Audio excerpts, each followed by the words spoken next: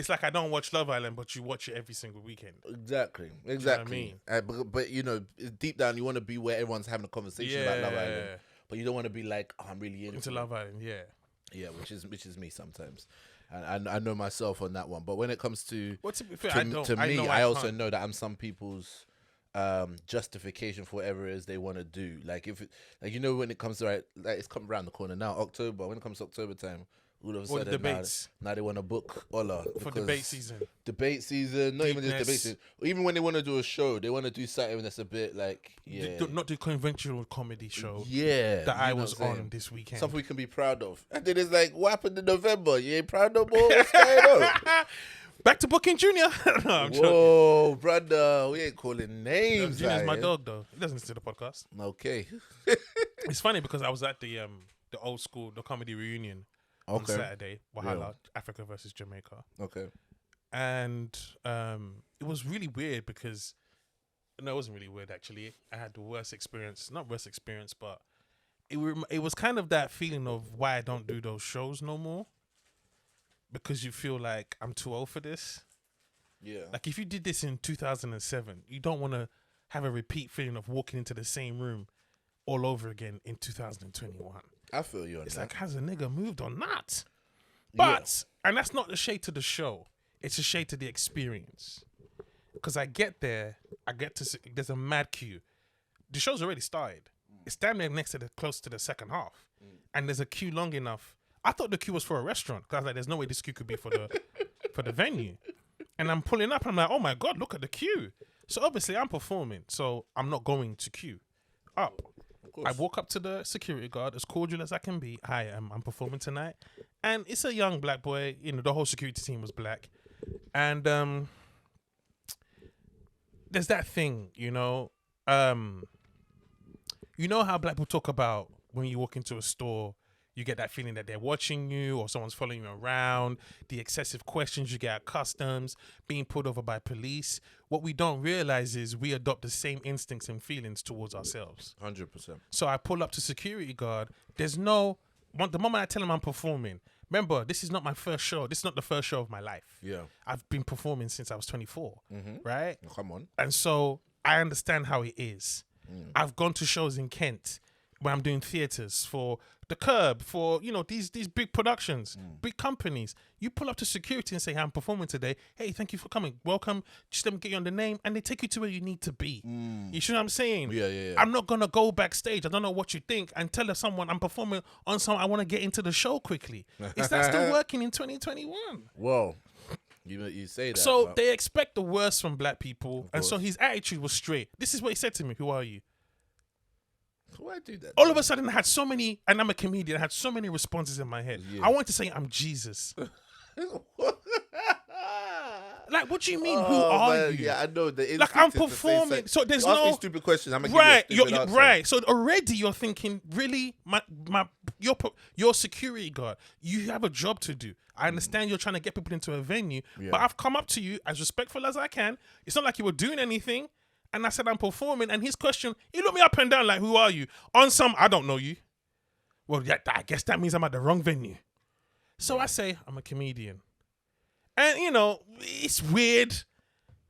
And he's like, okay, you just go around to the VIP booth, the back over there, and they'll give you, I didn't even hear what he said. I just heard, go to the VIP section, booth, whatever.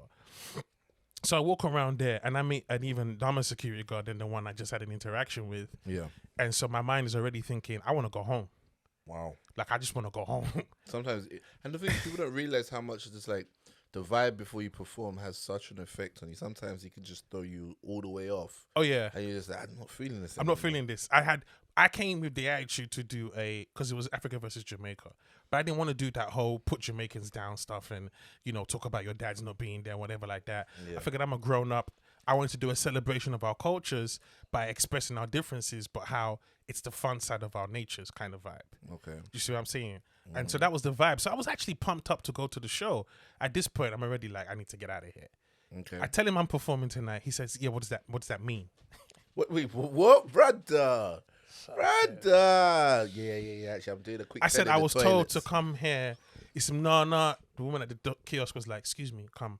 She just gave me the VIP wristband. And then I heard him trying to swindle 2 women because what they were doing at the door was they were trying to sell COVID test kits to black people. Are you kidding for £10? What? What, lateral fraud? Yeah, they were actually pulling out the kit from the box that is free and telling them to take the test for £10 to come in. No email contact about this. And this presents a whole bigger problem when it comes to black people in events.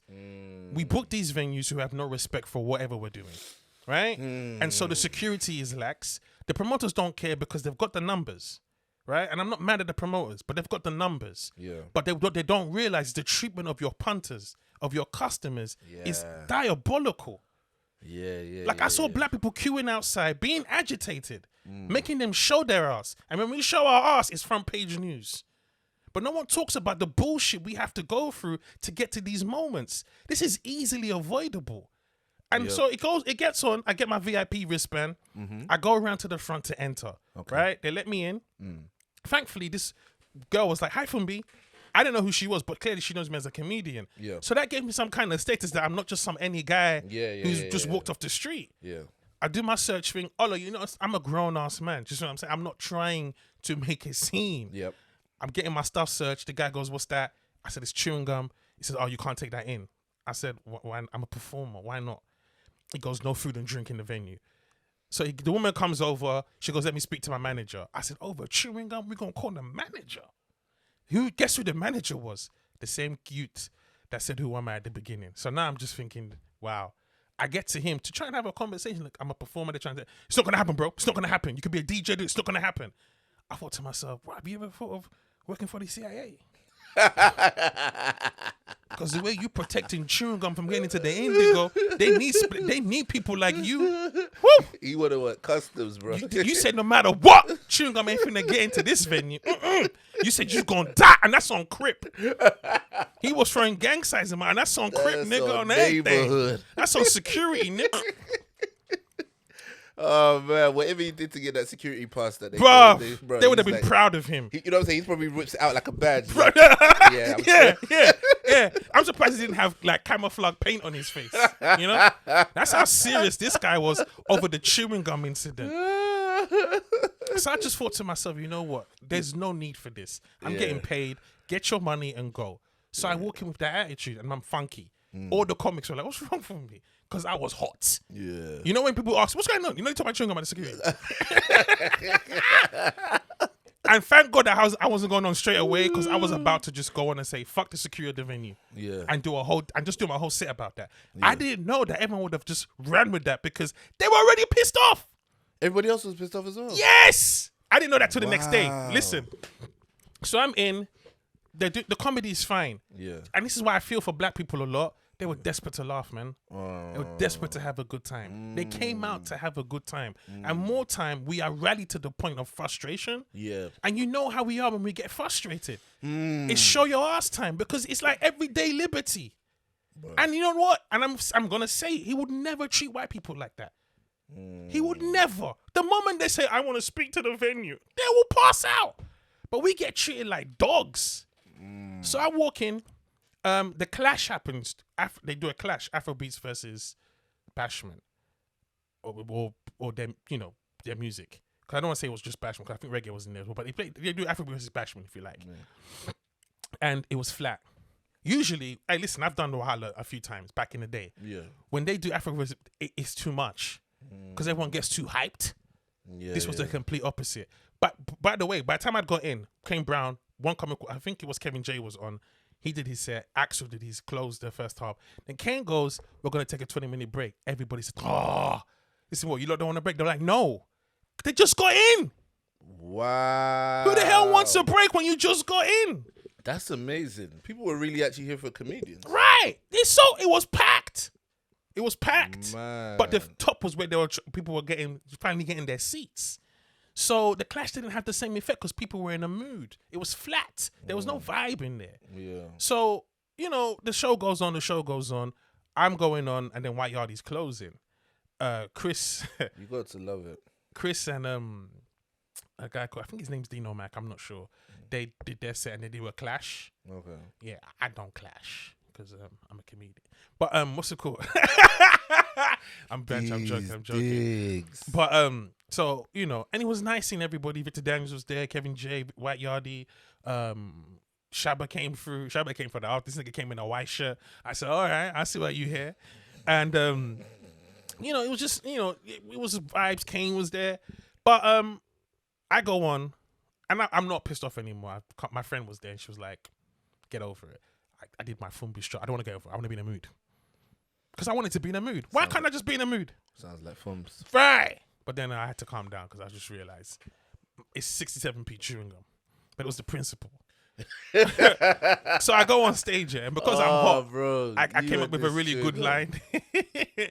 I said, Africa versus Jamaica. Okay. A whole continent versus a beach. I like this. And so that set the tone. But then I didn't really, you know, I did a good set. And so the next day my friend messaged me because I put on my status about the chewing gum incident. And my friend messaged me saying that whole incident was that was set up to fail. But you smashed it. You made us laugh. Thank you so much. Fantastic. So you realize people really just came out to laugh and enjoy the show. Yeah. And all the shenanigans with security, it just has to change. Yeah.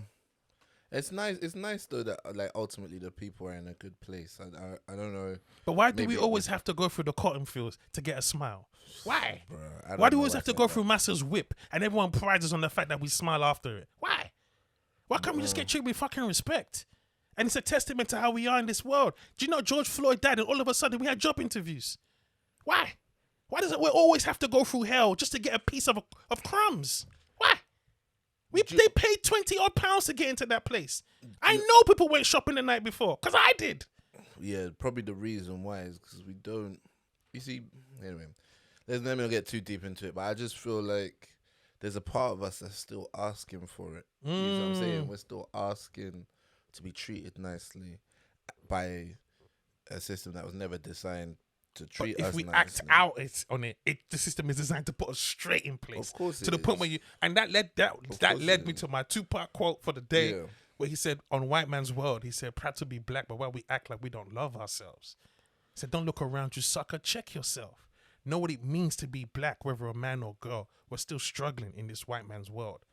And that quote just came straight to my. I was like, I can't wait to get on the pod because I go on a rant. Yeah. Because there was no need for it. Run the quote for me one more time. Run the quote for me. So he said on that quote, he said, "Proud to be black, but why we act like we don't love ourselves.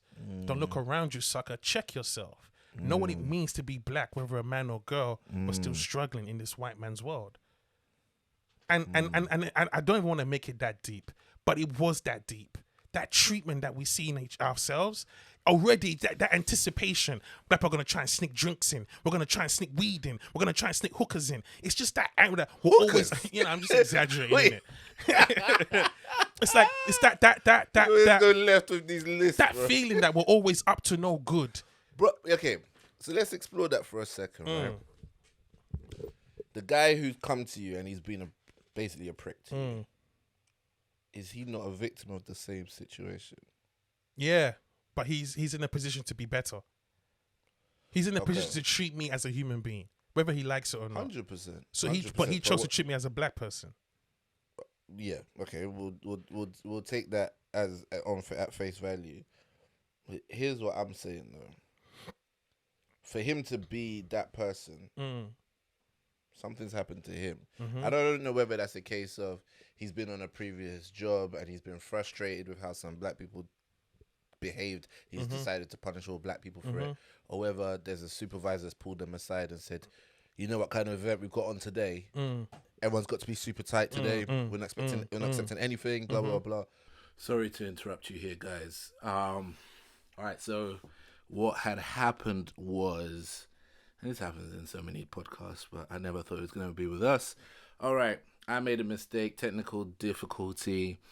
The recorder stopped recording. We do have backup audio, but it's terrible. I need better backup audio. Note to self. So this is Ola. Obviously, I'm in charge of doing this. I messed up. I'm taking responsibility. The rest of the episode is there, but the audio isn't great. And you're going to hear my squeaky chair. Please forgive me for the squeaky chair. I've put WD-40, but it seems like the part that's squeaking, I can't seem to spray into it. Anyway, Please forgive me, and if you can, enjoy the rest of the episode. This is the boys' quarters, man. Ain't nothing fancy in here. Something's got to happen. Like, people don't just wake up and then just decide that, like, I'm gonna... like this for years, though. Like I said, it's the constant images of black people up to no good. Yeah. We're fast, we're sneaky, we can't be trusted. You put that into the world, we adopt that. You experience a couple of those moments amongst black people, you think it's gospel. Okay, but think about, like, when we are running Sunday service. Right. We don't look at everybody with suspicion. No. So what's happened with us? Because we're proud black people. We've grown out of that. You probably had that mode before. I had that mode before. Can't do anything with black people. Any little thing happens, I blame it on the entire race. But I got over that. I started to realize I can't be responsible for what every black person does. Alright, you jumping another T-Fuck in there. You see what I'm saying? I don't know how to be Which responsible. Which is facts, though. Like you said, in Sunday service, we didn't see anybody. We could have had killing niggas in there. We didn't know. Sure. We just said it was nice to see black people. We wanted an environment like that where black people felt safe to come and chill. Look how we grew that audience. Yeah. Nobody in there felt threatened or looked at different shit. You could say the most wildest things in that place, and everybody was like, "Remember the time we were talking about the South Africa farms?" And the white guy was like, I think it should be done. I was like, burn that! Everyone was like, burn that! And it was just like, whoops, black space. I mean, it was just to create a good show, but at the end of the day, because we were at the crib, we felt we could voice our opinion. I know, right? So I understand what you're saying, but the point is this. I've seen white people do things in bars and restaurants that if you own an establishment, you should never invite white people back. Facts. And then, but they never get treated with that umbrella. Well, that's the thing. They get the luxury of being broken down further. White is not enough of a category. So it'll be like, if it's going to be like a post-football game party, there's a certain classification that they'll get. And if it's like a after-work drinks, they'll assume something else. So white people get the benefit of the doubt of being in different categories whilst also being white. And I think that with black people, wherever you... Yeah, exactly. It's just one. You Black Lawyers Association and so is Black Lawyers Association and the Peckham and the Deptford Youths is no different. It's no different. There's no difference. Yeah. Even if you speak a certain way, you will still be a victim of that treatment. Yeah. And so for me, it was just a case of, the self-healing discussion. Forget racism and how we see each other. That's what I put on my Facebook that time. I'm not really concerned with how the world sees black people. I'm more concerned with how we see each other. I had an incident I observed an incident like this where it was actually in Kenya, and I think that's what made it hurt more because it was like we're on African soil right now and we're observing this. So I was with Mikel, my guy I used to run this business with. So we were doing our recce in Kenya for a trip we were planning. So we went to Karura Forest, which is this huge, like, reserved forest areas, nice parks, tall trees, all this kind of stuff. Thank you, white people. And Nairobi's very, very green. So this area is very enjoyed. Like, you see a lot of families coming out for picnics. There are waterfalls. You go on hikes. It's lovely. So, Mikel's kind of guy to back his top off and just kind of like be at one with nature and I don't know, do capoeira on the grass or whatever it is he was doing. Oh my God. They have park rangers that come around. Was he ass naked? Nah, just top off. Just topless. Okay. You topless in Africa, in the sun, right? On the grass. Isn't that how we're supposed to look? I don't get it. The man comes around to say, yeah, you have to put your top on. And Mikel was a bit like... Was it African? He was African guy, yeah. And he was like, that's a bit funky, man. Why are you being like this, bro? And the guy was like, that's the rules. That's just the rules. So as we're going, it's the way these things set themselves up. It's just how they're supposed to be. White guy comes running towards us, and it just so happens that one of the girls we're with knows the white guy. He's topless, jogging through the park.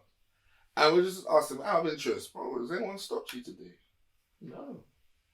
Has anyone made a comment about you being topless? Like, I go topless here all the time. I don't know, why is that an issue? Because like, what? I was like, oh yeah, we knew it. You know me, yeah? At that point, I'm getting ass naked. I'm getting ass like, give me the baby oil. I'm walking with a rock hard dick around the park. Miguel takes his top off again. Man shows up again. Wonderful. Shows up again. And I've actually got a video of it. Because I just saw, and he was telling him, brother, like, love yourself. He was telling the park ranger, hey, brother, love yourself. I'm a black man. I'm in Africa. You're an African man. I see Muzungus walking around, as their word for Hebrews, I guess. They see Muzungus walking around here topless all the time. You don't stop them. Why? Love yourself, brother. What did you say? The guy was standing there like he was getting told off. In the end, he just got on his bike and went off. What was the fear, though? I don't know. I don't know what it is in him that felt like he had to go and regulate a black Miguel. Yeah, I like the spat in his face, you know. I'm a bit emotional. Because that would have hurt me. And that's on South London. I'd have been so angry. Because the nerve of it would have really just said, are you really high right now? Bro. Are you really high right now? Oh, it was mad. It was the way it all worked out. My uncle, the coincidences of it. And that's how God. That's when I believe in God. Yeah. I don't really worry about God for riches untold. I worry about God for karma. See your bitch ass now? See your punk ass now? Ola, I'd have been ass naked in that park, waiting for that ranger. Like, what's up? What's up? You got a problem with these nuts? Oh man, my it's uncle such a went shame. to Nigeria. Yeah. With my uncle's a financial advisor, a chief financial. So he's got a good job. Okay. But you know when you're responsible. Well, you paused before you said it, but I don't want to put business out there, but you know when you take some of your people that work under you. So he's a boss to some people. Okay. He went to Nigeria with one of his work employees. Yeah. Obviously he has higher bosses, but he's in a position of control. Yeah. He goes to Nigeria on some business. Yeah. The gate man goes to my uncle. I help your guy take his suitcase out. The white guy looked at my uncle like this. He's my boss. The Nigerian man was like confused. Wow. I don't know what hurt me the most. The fact that you live in Nigeria and you're a gate man. I'm sure the owner of your house is. He couldn't believe it. Or he couldn't understand it. Do you know what it is though? They can see black people in positions of power. With only black people working for them. The idea that you have a white guy working for you is like, wow, yeah, and you know, this is the same thing that I have. Colonialism has killed us. Bro, my job that I do day to day. Is it colonized? It's just a manifestation of it, right? So what we do is we help companies go into emerging markets. Yeah. To help them understand the landscape, get the payment methods. So a company that's based in Europe will happily go and do business in Nigeria, make money, take their money and go. Right? I understand their business profile. I know that if I want to find companies who want to go into Nigeria all the time, or India or wherever, they'll happily go into these places, do business, take their money out. One day I spoke to a Nigerian company about why do you go into India? And the guy seemed like, to him it just seemed like such a foreign idea that him as a Nigerian could take his business to India. I was like, I can provide you with the payments. Cars can fly. He said to this, are you from the future? Bro, it was... you blew he started saying, more time, we don't get that kind of funding. We don't get that kind of capital to be able to do this kind of things. And so I was like, every single person feels like they can come to Nigeria and make money. You talk to a Nigerian and they think, do you know what? Maybe if we really push the boat out, we can go into Ghana. You know what I'm saying? Or like we'll go to Togo or whatever it is. Do you think Nigerians see beyond tomorrow? Wow. I'm asking you. Do you think Nigeria's a country of visionaries? Because if they was, where's the vision? We are a country of visionaries. We're individuals of visionaries for ourselves. Okay. Not for a country. Not for a nation. No, not for I asked my brother today. Everybody was slagging off the Olympic Committee had an embarrassment. I asked my brother today, do you think the Olympic Committee are still working? He said, no, not until the next Olympics comes by. You think they're looking for the next crop of talent, Ola? You think they're working on it? I guarantee you, England are churning out. Russia, they're churning out funding for the next set of athletes, for the next set of gymnasts, for the next set of swimmers that they're going to fund in the Olympics. Yeah. We will wait till the week before. Bro, what do you think about, and I know it's a bit of an abrupt term, but just because you started talking, you mentioned the Olympics. What do you think of Sha'Carri Richardson? Who's that? Okay, good. Because the one that smoked weed? Yeah. Okay, what do I think of it in what sense? In the sense that she's become quite a polarizing figure. Mm-hmm. And the reason polarizing in what sense? In the sense that there are some people who are just ardent fans of her. Okay. And then there are some people who maybe haven't bought into the Kool-Aid but are often accused of hating on her. Okay. Maybe there are some people that do hate on her. I'm sure there's probably some people that do hate on her. But those are not the ones I'm talking about. I'm talking about a specific set of discussions that happens, especially online. So, for example, when it was the weed thing, it was a matter of like some people would say, yeah, but you know, weed's not even enhancing, like it's not even performance enhancing. And some people were like, well, she broke the rules, and then they'll be like, see, y'all fake asses always be on about the rules, blah blah blah, until it affects you. And then it's always like, all right, okay, cool. Then some people were like, she's a bit cocky though. She hasn't even won anything yet. Like, why is she'll be tweeting she'll be doing content. She'll be tweeting stuff like, y'all miss me yet? When somebody didn't, when like the USA runner didn't really do well at the Olympics. She's like, y'all miss me yet? She'll tweet stuff like that. People like, hey, she's hella cocky for somebody that hasn't won anything yet. Then now recently, they did have a race in which, basically she had a chance to run against the fastest women in the world. She came last. Okay. And then, it now broke into y'all can't wait to humble a black woman. It's just one race, blah, blah, blah. And some people are like, no, she's hella cocky and she hasn't won anything yet. And the gas is getting to her. She needs to humble herself and focus on the game. And I find that her as a person is now becoming like a battleground for people to fight their own ideology. But when is that? That's Twitter for you. That's social media. Yeah. So you live in that world. You entertain it for what it is. When you come back to the real world, you block the noise. She's doing what she's supposed to do, getting her brand out. Is that what they do today? You've got people off Instagram who've got so many followers now, they book professional fights to box. Wow. Yeah. From Instagram. Yeah. They've got 6 million followers and everybody knows they love him so much, they're going to come to a fight. They book a guy he can beat, all of a sudden he's on his way. It is what you have in the day and age. Most of the people who are arguing over them are trying to fight their own battles. This is personal to them. This person needs this to be there, to be right, because this is what they're going through. The truth is this. When I first heard the situation about the weed, of course I had weed is not enhancing though. Her mother died, but here's the thing. She broke the rules. Yeah. If you go into Massa's house, you can't expect to just put your feet on his couch with no repercussions. They don't care that your mom died. You broke the rules. Yeah. Do you see what I'm saying? It's not about whether it can enhance you or not. If in football, weed does not enhance you. If you do catch smoking weed, you get suspended because those are the rules. Yeah. In any professional sport. And if you are an athlete, you shouldn't be actually smoking during your.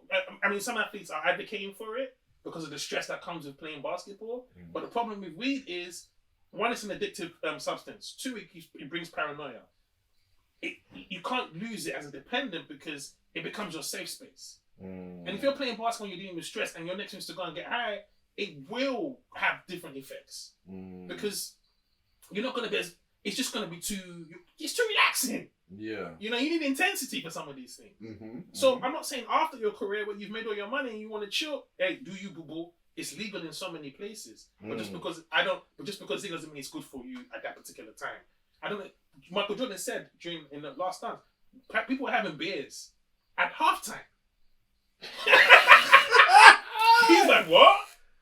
At halftime? Yeah. People smoking cigarettes at halftime. Then you come out in the second quarter, you can barely run. Wow. So I would understand why a sport would not want any of those things within. You can drink during the season, but you won't show up to practice drunk.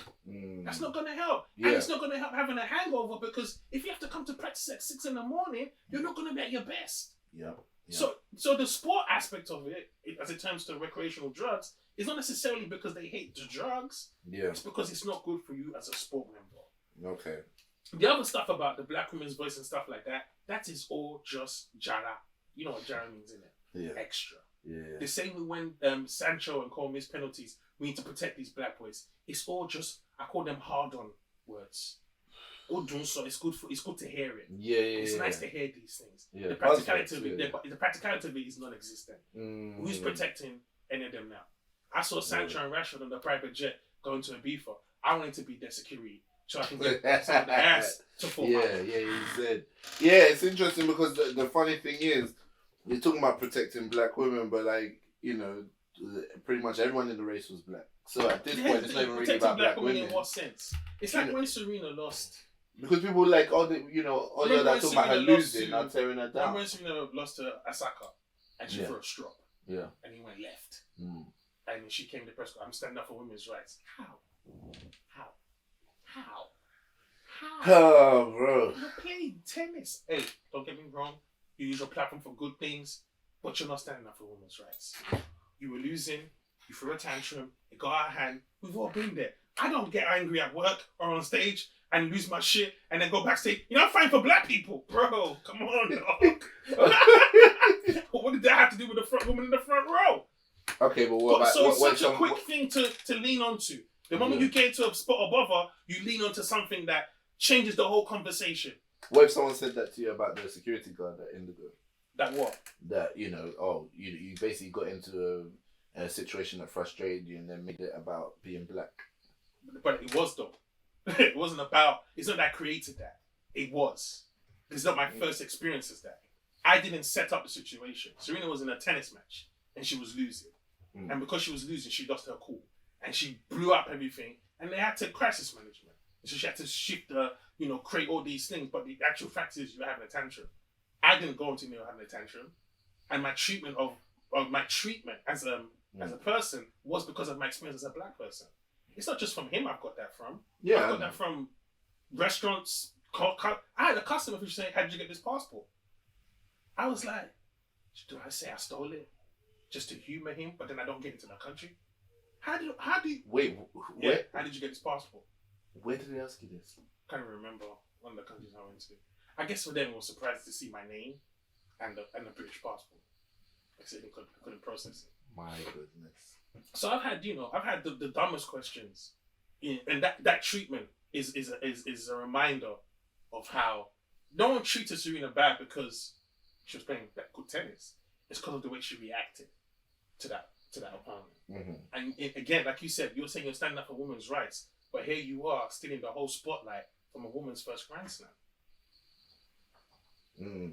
You see what I'm saying? Yeah. So sometimes you make it about these things, and it's really not about that. Yeah. It's not about... I remember when that black woman said about COVID, that doctor came out from nowhere and said she has the cure to COVID. And I said... I said to you in the car. I said, this is some bullshit. One black another black woman's voice being shut down. I just said to myself, how? Yeah, man. When we saw that video, what happened to that woman anyway? Right. When that Nigerian American woman came forward and said she had the cure for COVID. Right. And that it's being suppressed and blah, blah, blah. And people were hailing up. Yeah. No. If you need something done, black women back to save the day again. I was like, by the way, hold on, wait a second. I was like, no one looked at the white people behind her saying nothing. Bruh. I said, white people are giving Africa credit for nothing. They're gonna stop with the cure for COVID. You think all these white guys are gonna stand behind and just say black people found COVID on us? Go on, please. Black people white people that faked who got to the moon first. That's how petty they can be. You really think they faked it? Who got there first? Maybe, yeah. I to be honest, I've always been kind of on the side of like, it was a conspiracy. They faked it. But I can't plant my flag on either side. I just, pun intended. I just can't. I mean, I thought so, but I didn't. I feel like sometimes when I look at the evidence, I'm like, that's and like the circumstances. Who got there first? America said they got there first, didn't it? Well, yeah. Even for them to, since then, no one's been back to the moon. It's the only. But they're doing that now, where you can. No, what are they doing now? They're taking people to to international space station. Oh yeah, for 3 minutes, isn't it? Where you can do. Now they're just doing. You can go into orbit basically. Yeah. You can go into orbit now and come back. You can do space shuttle, so and so. But in terms of going to the moon, no one's been since. Wow. I mean, as far as I know, I don't know if I'm making it up. Fascinated with the whole moon thing. But you don't think that's a conspiracy that there was this space race and it's like a few months before it's about to end, America figures it out? You know what? At that time, maybe. But when you look back and realize that there was crack in the hood. Why you always got to bring it right back to this real stuff, and bro? People dying and shit. You start to realize. So there was money all the time. How much money they spent on that? Yeah, man, that was mad. And to do what? And bro, I said my physics teacher at my school had a hookup, so they brought the moon rocks to my. I think I told you that, right? Okay, so the moon rocks to your school. Yeah, the moon rocks were on tour. I'm like, if this was a conspiracy, this is the biggest. They were on tour. Yeah, the Moon Rocks are on tour. Of what? Schools. They were going to all kinds of museums, schools. Right. They come to my school. They brought the real rock to my school. They brought the crack rocks to my school. They brought the real rock. This is what you guys are going to be pushing. Yo, I mean... No, what I mean is when I say it, so that I bring it back to this real shit, it's just that you start to realize we didn't actually have to suffer like this. All this time, we didn't even have to suffer like this. Of course we didn't, bro. You know, none of that was necessary. I spent all my time hating black people. Why don't you not try harder? Stop doing your jeans, though. Stop you too small. Meanwhile, my people going to the moon on our dollar. Bro, but that's hilarious. But you know that, like, even when you're like, oh, why can't black people do better? It's not hating us. You sometimes we wish better for ourselves. Yes. No. And I think that's the reason why white people go to the moon. I thought no. White people go to the moon because they took advantage of people. It's not but also because they feel better for themselves. It's because we're marginalized. It's not that we don't do better for ourselves. I always thought our issues stem from our behavior, from our beings. That's not what our issues stem from. Our issues stem from being like you said, in systems that are not designed for us. But even when we have systems that by all means like for example now in Nigeria, rich people. That's Nigeria. I'm talking about outside of Nigeria. No, but I'm talking about human behavior. What I'm saying, but understand what I'm trying to say here though, because the difference is this: I grew up in Nigeria, so I understood. So my concept of trying was not the same as here, because everybody was. There was no reason not to. In fact, if you didn't try, you're an idiot. Okay, but here's the point I was trying to get to. It's one thing to go and exploit people. Yeah. It's another thing in terms of mentality, what you do with all of this when you've amassed it, right? Now, the difference is these people went and stole everybody's resources and said, you know what? We want to go to the moon. We want to build tall skyscrapers. We want to, paint big works of art and cement our position in the world and put military bases in other people's countries and so on. That was their mentality. Ours is that I want to buy Benz. No, that's not a mentality. That's what my issue is. What have we done with all of the exploitation that we do every day in Nigeria? You're talking of Nigeria. We didn't exploit the world. If we exploited the world, we too would go to the moon. We painted green and white. If we exploited the world, we exploit ourselves. There's a difference in that. Okay, we didn't stop our growth. We didn't stunt our growth. Mm-hmm. Caribbeans, where would they get? Where would Jamaica have the money to get to the moon? That's not even their original land. And then they got taken from there to come to England. Where's the vision for the moon? It's not that everyone has to go to the moon. That's no, I'm just saying, okay, so where's the vision for anything? But I'm saying that if you let's look at Japan, for example. Again, you're talking about countries down. Because those are the only ways I can make this point that I'm trying to make, is using these examples, right? Is that the Japanese have a culture in which they see themselves at the foremost of technological progression. As small an island, and it's a series of islands, but as small as their country is, their contributions to the world in terms of PlayStations and robots and blah blah blah blah is seen in their culture, and then we feel the root of it, right? Now, I'm not saying there's nothing redeemable about our own cultures, because we do feel the impact around the world of what Nigeria or somewhere as small as Jamaica. Look how much impact Jamaica's had in terms of popular culture and music and so on. So we do have but I'm saying that when you look at what people have done, even before they started the slave trade, you have to think even before you get to slave trade, they have to become something. Yeah, there's something about them. Before that too. We were carving irons and crafts and stuff like that way before they were doing it. Okay. They stole those artifacts. Yeah, so it's not like we weren't doing nothing. Yeah, I know it's not right. And that's not my point I'm making. Okay. I'm saying look at what we're able to do once they took everyone's resources. Look what their way of thinking yields in terms of output. You're looking at it like you're forgetting this. Their way of thinking, yes. Their process of getting to their way of thinking is what got them there. For us to do what the Onyebos did, we would have to colonize the world as well. The same way the Spanish did with South America. The same way French did with most of Africa. Their strength came from taking other people, not from their brilliant ways. They didn't enslave their own people to do all of this. They enslaved us to do all of this. So it's not down to what we don't want to do. When you said Japan, how many variations of Japanese do you know?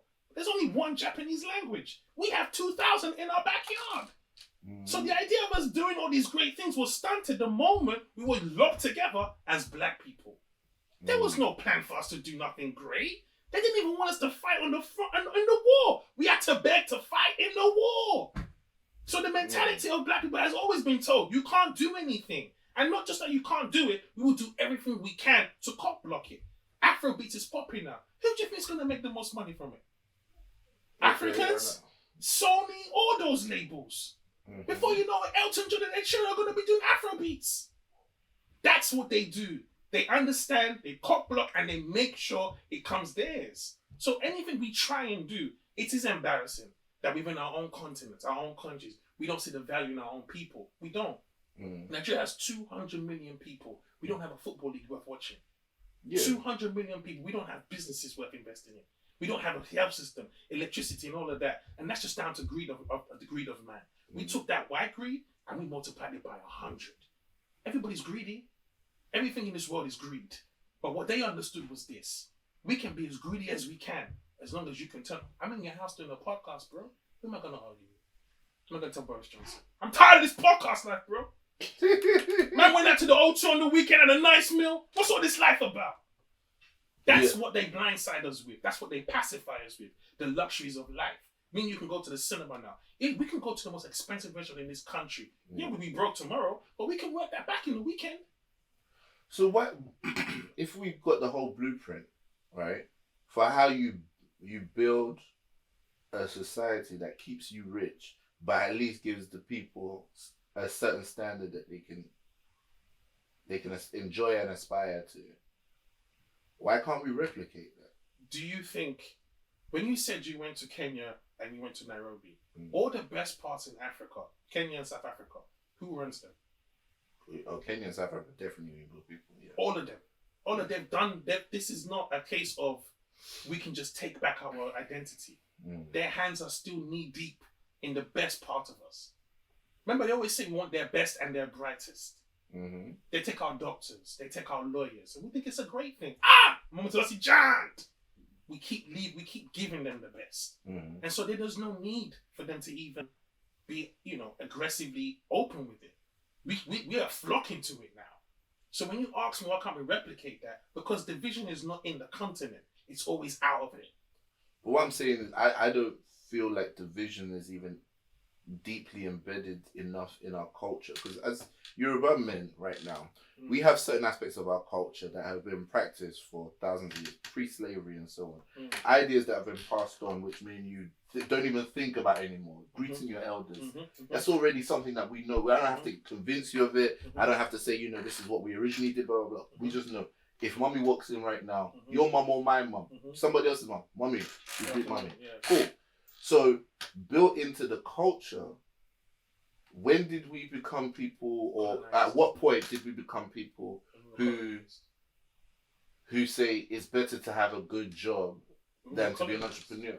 So you believe we were entrepreneurial before? 100%. When we were doing trade by barter. You marry my wife, my funny goats, I give you yam. Those were the things we were doing.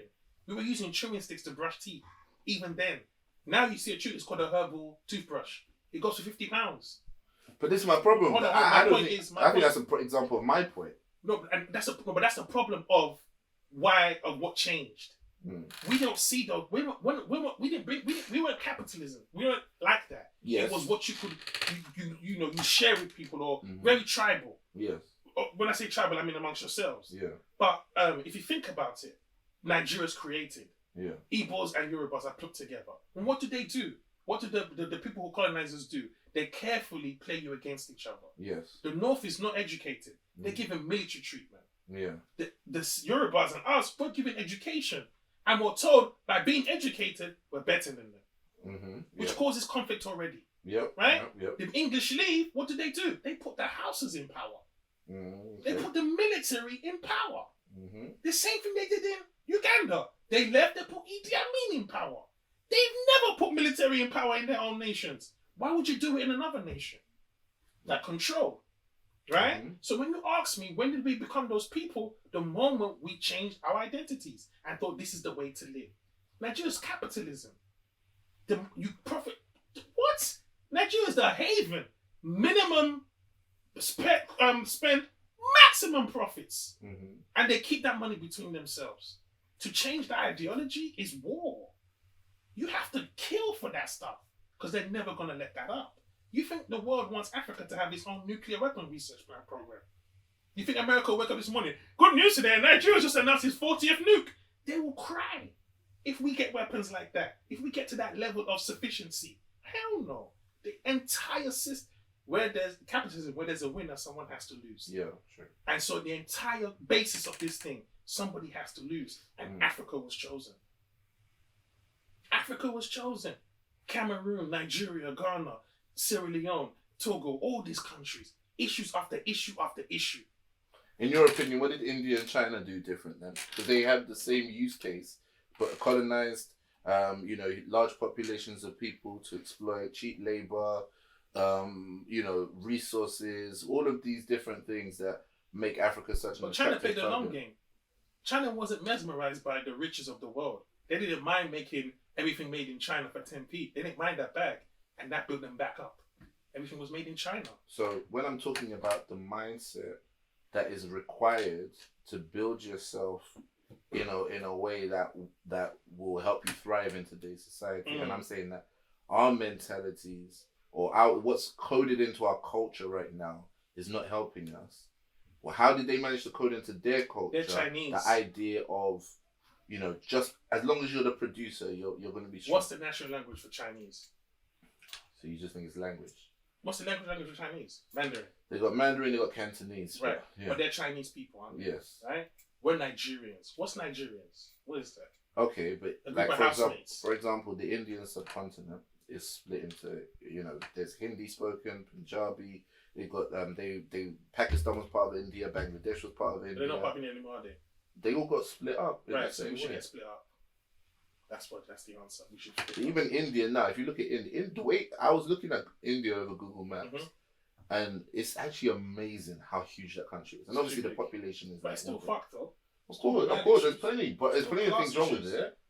Plenty of things, but you can see that they've got some of the same similar setups. They've got a Muslim population that's at war with the rest of the population. They've got tribal factions. They've got class systems. The only difference with India is that some people accept their class level. The class level in Nigeria, like Gateman believes he could be a billionaire tomorrow. Like there's certain small differences, but there's a lot of the same elements are there. I think Nigeria's biggest problem was it's not a real country. If you build, the Bible says, on Christ the solid rock I stand, a lot of ground is fertile, is sinking sand. It's a nation built on sinking sand. Huh? Did it say that in the Bible? I think that's just to him. Is that just to him? Yeah. But there must be something something but it's definitely about building on the rock. On the rock, something like that, right. But if you build a nation on sinking sand, you can't be surprised it's going to sink. That it has to split up. The same way the Soviet Union split up. Ukraine and the rest of them, they didn't want it no more. We want our own identity. We're not part of this program. Yoruba and Igbos. Ask Yoruba, who's the problem with Nigeria? Igbos! What those Igbo people?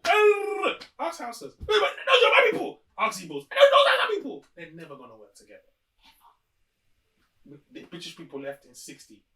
Within 6 years, we've had like 2 coups. People just taking over government. Obasanjo was president at 21. Okay, I'm exaggerating. Yeah, but I mean, I understand the so what power I'm saying vacuum is, issue. If you really want to know, you got to go to the roots of the problem, the beginning, the source, and the beginning's failed. That source is ended. There is no. What does Nigeria even mean? A country that prides itself on meanings for everything. Your name, your children, your everything has a meaning and a source, a feeling to it. What does the country's name mean? Nothing. It's near the River Niger. Right. So it's a failed experiment. And it continues to fail because nobody cares. Gotta get mine. And that's why the mentality is what it is. Because it's been like that for years. So why don't we just do crime, bro? Like, why don't we just do crime? No, I'm saying why we as in because we live in England. We don't live in Nigeria. But I mean, okay, so given the option now, you can go to Nigeria and be a cricket guy who makes a lot of money, or you could live here in the UK and live, I'm not giving that money. Okay. So it doesn't. I can't live in Nigeria, have all this money, and see a gutter, see kids selling food on the bridge while I'm cruising in my Bentley. I can't live like that. That's insanity to me. I could holiday like that. Of course. And here's the thing. Please, don't think I'm a pretentious floating above everybody. Yeah. I'm not mad at anyone that can live like that or goes and lives like that. But unfortunately for me, God has made me to want to not feel like that. Yeah. You know, that's just how I'm wired. I think my dad was he always just, you know, so humble, so appreciative of anything he got. Yeah. And he took rewards from the blessings people had in his life and whatnot. And so that's why I've kind of lived up to. So I don't really see having a big house in Nigeria with a gate man and 2 G-Wagons in the driveway as anything other than, okay, you have money. Sounds lit to me. Where's your next holiday? I mean, I don't know what my next holiday is, but when was your last holiday? I'm going. I've not had a holiday. I've been out of the country and work. Yeah. Well, when was your last holiday? That's what I'm asking specifically. When was the last time you travelled somewhere to see a new culture or to relax or relax? I went to Miami in 2007 with the lads. That's another culture. We didn't go there to see the culture, so I mean. Are you living from London? We didn't go there to see the culture, though. Let me show you how we ride to Miami. I don't really do holidays like that. I don't. 2007. Mad. I was the same. There was a time where I was like, why am I booking anywhere other than America where I can go and do stand up or I can go and work on my craft or whatever. I wasn't doing stand up anymore. I mean, but the point being that I travelled, but I wasn't taking holidays. It was only really when I started dating my wife that she was like, you need to take some breaks where there's no stand up or no work involved. It's actually just a holiday. And yeah. Do you like doing that stuff, exploring cultures and stuff like that? Love it. I don't. And the things that actually fuels the stand up eventually. Right, I don't. I don't enjoy it. Nah, I don't like being in another country too long. I get homesick and I get out. Wow. Yeah, man. You seem like the kind of guy who would really relish being in different places. Me? Yeah. Why? I don't know why. I am so impatient and just a creature of habit. I need to be in my because sometimes when we talk about stuff on the pod or we just talk about it in general, and you learn something from a documentary, whatever it is, you seem very incredulous about these interesting. Pardon? I didn't leave my house. I didn't think that the being at home part was the big part for you. I thought it was if you could be out in Paris. Paris or if you're out in Brazil or if you're out in Thailand or whatever it is, and you had an interesting experience, you learned something. I'd see you as the kind of guy who'd be like, oh, that's interesting, and see that's how we can work that into these stories, and then we can, because people never want to talk about it. And I'd see that excitement build up in you. But it turns out, no, you actually just like being at home on the couch. Bro, when I go to Dubai, I'm cool in the hotel, man. It's good. Go around, maybe go for a quick walk. Listen, I go to the beach. I'm there for 10 minutes. Yeah, I mean, to be honest. Yeah, Ola. I walk back, I dip a little toe in the wall, do a little snap. I'm back at the hotel, bro. I don't even know why. I'm not really. I used to be like that, but I hate that about don't myself. Get me wrong. If I go to a New York or a city, I will go and check out. Dubai is a city, though. Is it? I would go and check out It's made up though. Yeah, but it's still a city. When I was there one time on the tour, Dubai offers nothing other than wow. And I like if I'm going to be impressed, I want to see the Great Wall of China. Okay, so Dubai doesn't have a great its own culture, but you can experience every other culture there. You can. When I was there, I looked in Time Out and I saw Why would I want to experience American culture in Dubai? Do they have Jamie's Oliver? Jamie's Italian? Did they have that? They probably did, but my point is I saw that they have what's it called? This garage show where So Solid was going to be playing, and I went to that and on a whim, and I had a great time there. And at the same time, you can see that there's going to be a Nigerian food brunch, or you could go see go to a Thai restaurant or whatever. Everything's there. If I'm with someone, if I go on holiday with someone, a group of people, and that's what we were doing, I would engage. Yeah. But I'm not the person to. I don't love holidays. Because I'm going Croatia and Croatia, Finland, and Denmark, and I've never been to those 3. Yeah. But I'm going on work. I've never been to those 3. Yeah. I'm excited about going there, but not because I get to see Denmark or anything like that. I get to add to my list of countries I've been to. Yeah, but What's the point of adding a list if you don't even see it? Like, so if you did a stopover in a country, let's say that your plane had to land in Croatia before it takes the next flight home, would you count that and be like, well, I didn't see Croatia, it doesn't matter anyway. I landed in Croatia, I've been to Croatia. Would you do that? I thought that was standard. I mean, that's why I've been to Madrid. There's a connecting flight from Miami, actually. We got to Madrid, so we just ticked that off the list. Wow. Hey, I walked around the airport, okay? I didn't go outside because they don't let you pass the gate, but I took some of the air, so that's Madrid, bro. I don't count it, you know. I've been to Spain, so it doesn't matter. Yeah. But I've done a stopover in India. I don't count it like I've been to You don't count it like you've been to India? No, I didn't. But you have been to India. You've not experienced India in its full entirety. I feel like again, don't get me wrong. Again, I don't know what it is. Because even when I went to Australia, my whole thing wasn't a case of I can't wait to go and see the cat. The guy was like to me, "You want to go? This is him. Do you want to go? Just be careful because there's been a few shark bites. In case you want to go and swim in the ocean." Just be mindful of that. And I was looking. Man, read the room, bro. I was like, bro, man thinks I can swim in the ocean. I want to give you the benefit of the doubt. Right, which is fine. Yeah. But I was just like, I didn't even take a swimming shop with me. Because I had no intention of swimming. He said, you want to go to the zoo? I gave it a big one. Yeah. I've been to Amsterdam maybe 200 times. I have never been to the Anne Frank Museum, which is embarrassing. Never been to Anne Frank Museum? Nah, and it's embarrassing. Or the Van Gogh. The last time, remember last time I went with you, man? That's the first time I went to the second museum with you, man. Oh, snap. That was the first time. So you just straight to the coffee house, then back to the hotel? Not the coffee. Yeah. Coffee house, hotel. And, there was on the trip, so, Okay. You know what it is, yeah? Everybody's so gassed for that first night. Yeah. You go all out in the rave.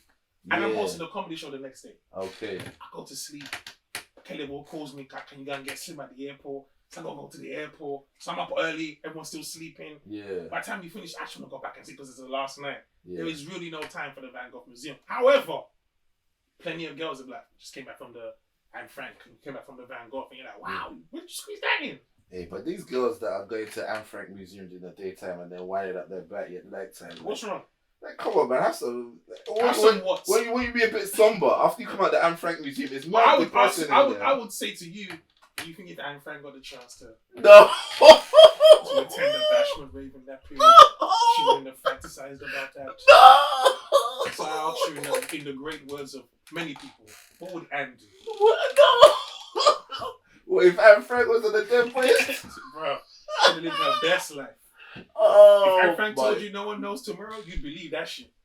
My goodness. So yeah. Oh, bro. You're the maddest thing. And that's the difference between Nigeria and little old Amsterdam. Who Amsterdam understood the importance of preserving something as simple as a place where a girl hid from her captives. And they kept her diary there. When you walk into that room, I've heard, you get some... I went. Yeah. Oh, you went, right. Yeah. We've got a whole routine around it. Mm. In that, again, I'm not even trying to say Nigeria, but those are the little things that push your country to the world. Yeah, no, I had this whole conversation over the weekend with a Nigerian comedian. He was looking at the architecture. Just to cut in you quickly, when you hear of Shrine, what's the first thing you think of? Faji. Why are we like this? That's the first thing you think of. Faji, Mashayo, Wajiri. I mean, it's not bad. It's not a bad thing necessarily. But fella is so much more than that. I know, but like, come on, man. That man brought popping burning it down and popping bottles at the place where a revolutionary died. But he was about burning it up anyway. Yes, in a revolutionary way. A revolutionary place, right? We were having this whole conversation because I took him to the gigs that I was doing in Central London, so there's all these buildings. Yeah. I think I mentioned him to you before because I've taken him to the store before. So I just said, he can shadow me around, just see what it's like. He's thinking about moving here with his wife. And so we were talking about all the buildings and about how one of the beautiful things about the buildings in this country is that usually, like, people who know it can tell you stories. They can be like, oh, this is Edwardian period. You can tell by the cornicing. And, this was bombed actually, and this was partly renovated, but they did it in a way to preserve the same structure that was there before the war and all this kind of stuff. And I'm like, I think that comes with and understanding that what you have as heritage is valuable. That's all I was trying to say to you before, is that coded into the culture, even before there's a war, slavery, or whatever. But the moment we allowed people to take our land, then we didn't see our heritage as valuable. That's why there's no heritage there, because what is it? I was taught in Nigeria that Lord Lugard discovered Nigeria, and that, Mary Slessor stopped the killing of twins. So already we're praising white people for our existence. So the idea of in a certain part of Nigeria, not in every part of Nigeria. Yeah. In a certain part. But it's how you spin the story. So we were looking at these white missionaries as great people. Mungo Park and stuff like that. I didn't learn anything about colonialism or slavery or Fela Kuti or real heroes of Africa, of Nigeria. The Biafra War, not even mentioned. Who's running the curriculum? What are we actually learning? We learned about English history. My dad actually said to me, why are you teaching? My dad said, he told his teacher, why are you teaching about English history in Africa? Teacher, don't teach me rubbish. Right. So when you ask me, why do we have this mentality, it stems from the beginning. You can't preserve something that you don't see valuable. Yeah. I mean, I have said to my wife that I kind of want a family project of documenting, archiving our family as much as possible. Just even if we get like a drive or a cloud drive or something like that to put all our family pictures in, put them by age, put how each one of us is linked, her side of the family, my side of the family. Just because, I was always jealous about white people who just put their names on ancestry.com and they find out that their great-great-grandfather was a postman who stole a cat. You don't have to go on ancestry.com, just ask your grandma. Well, this is it. My grandma's passed, and so we don't always have all the same access to the oral histories anymore. We need to document a bit more. And, I asked my grandma questions while she was alive, but unfortunately she's not here anymore. English? Yes. She was. She came and lived in the UK. So you're from a family of that elk. Yeah, I mean, they were the ones that were traveling when the naira was £1 with the pound. So they were somewhat middle class in Nigeria. Definitely business owners. My parents were from the hood. You got the hood ones. Got the hood. Yeah. Although there were a lot of rich people in the family. It's just, but they did come from humble beginnings. But it didn't matter then, because if you worked well in Nigeria under the colonial system, you could advance. Yeah. But remember, it's under colonial system. Yeah. You understand? The moment white people left, everything deteriorated, and of course it did. Because like I said to you, remember when Tupac said, "Don't take me out the game," because the guy behind me won't have any mercy. But you know what it is as well? I feel like it's like when they set up colonial system, they took like the place of being the father, and then you've removed the father from the home. And if all the discipline and everything's built on the father, once you remove that, then discipline goes. Exactly what it was. Imagine that analogy though.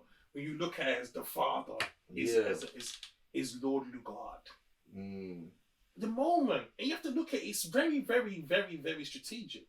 Go to Jamaica, go to any of these countries. You look at it, you will think it's a old town in Kent or an old town in Bath. The remnants of colonialism, how they set up those countries to benefit them, is still there till today. Yeah. And so the identity is warped. Yeah. We don't even. My friend posted today. She was on some conspiracy stuff. I want to post. She said she wants to find her ancestry because she wants to know what part of Africa she's from. Because she's Jamaican and no one can really tell them about her lineage beyond Jamaica. So she's curious. Yeah. But she said she didn't want to give her blood to the government because of DNA.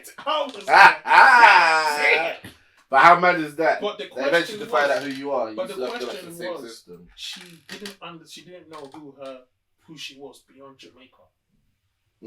Do you know how deep that is when she said beyond that place? Yeah. That definitely resonates. Now, can you imagine if we were Jamaican, how you would feel inside, knowing that you got tossed from one continent, probably sold.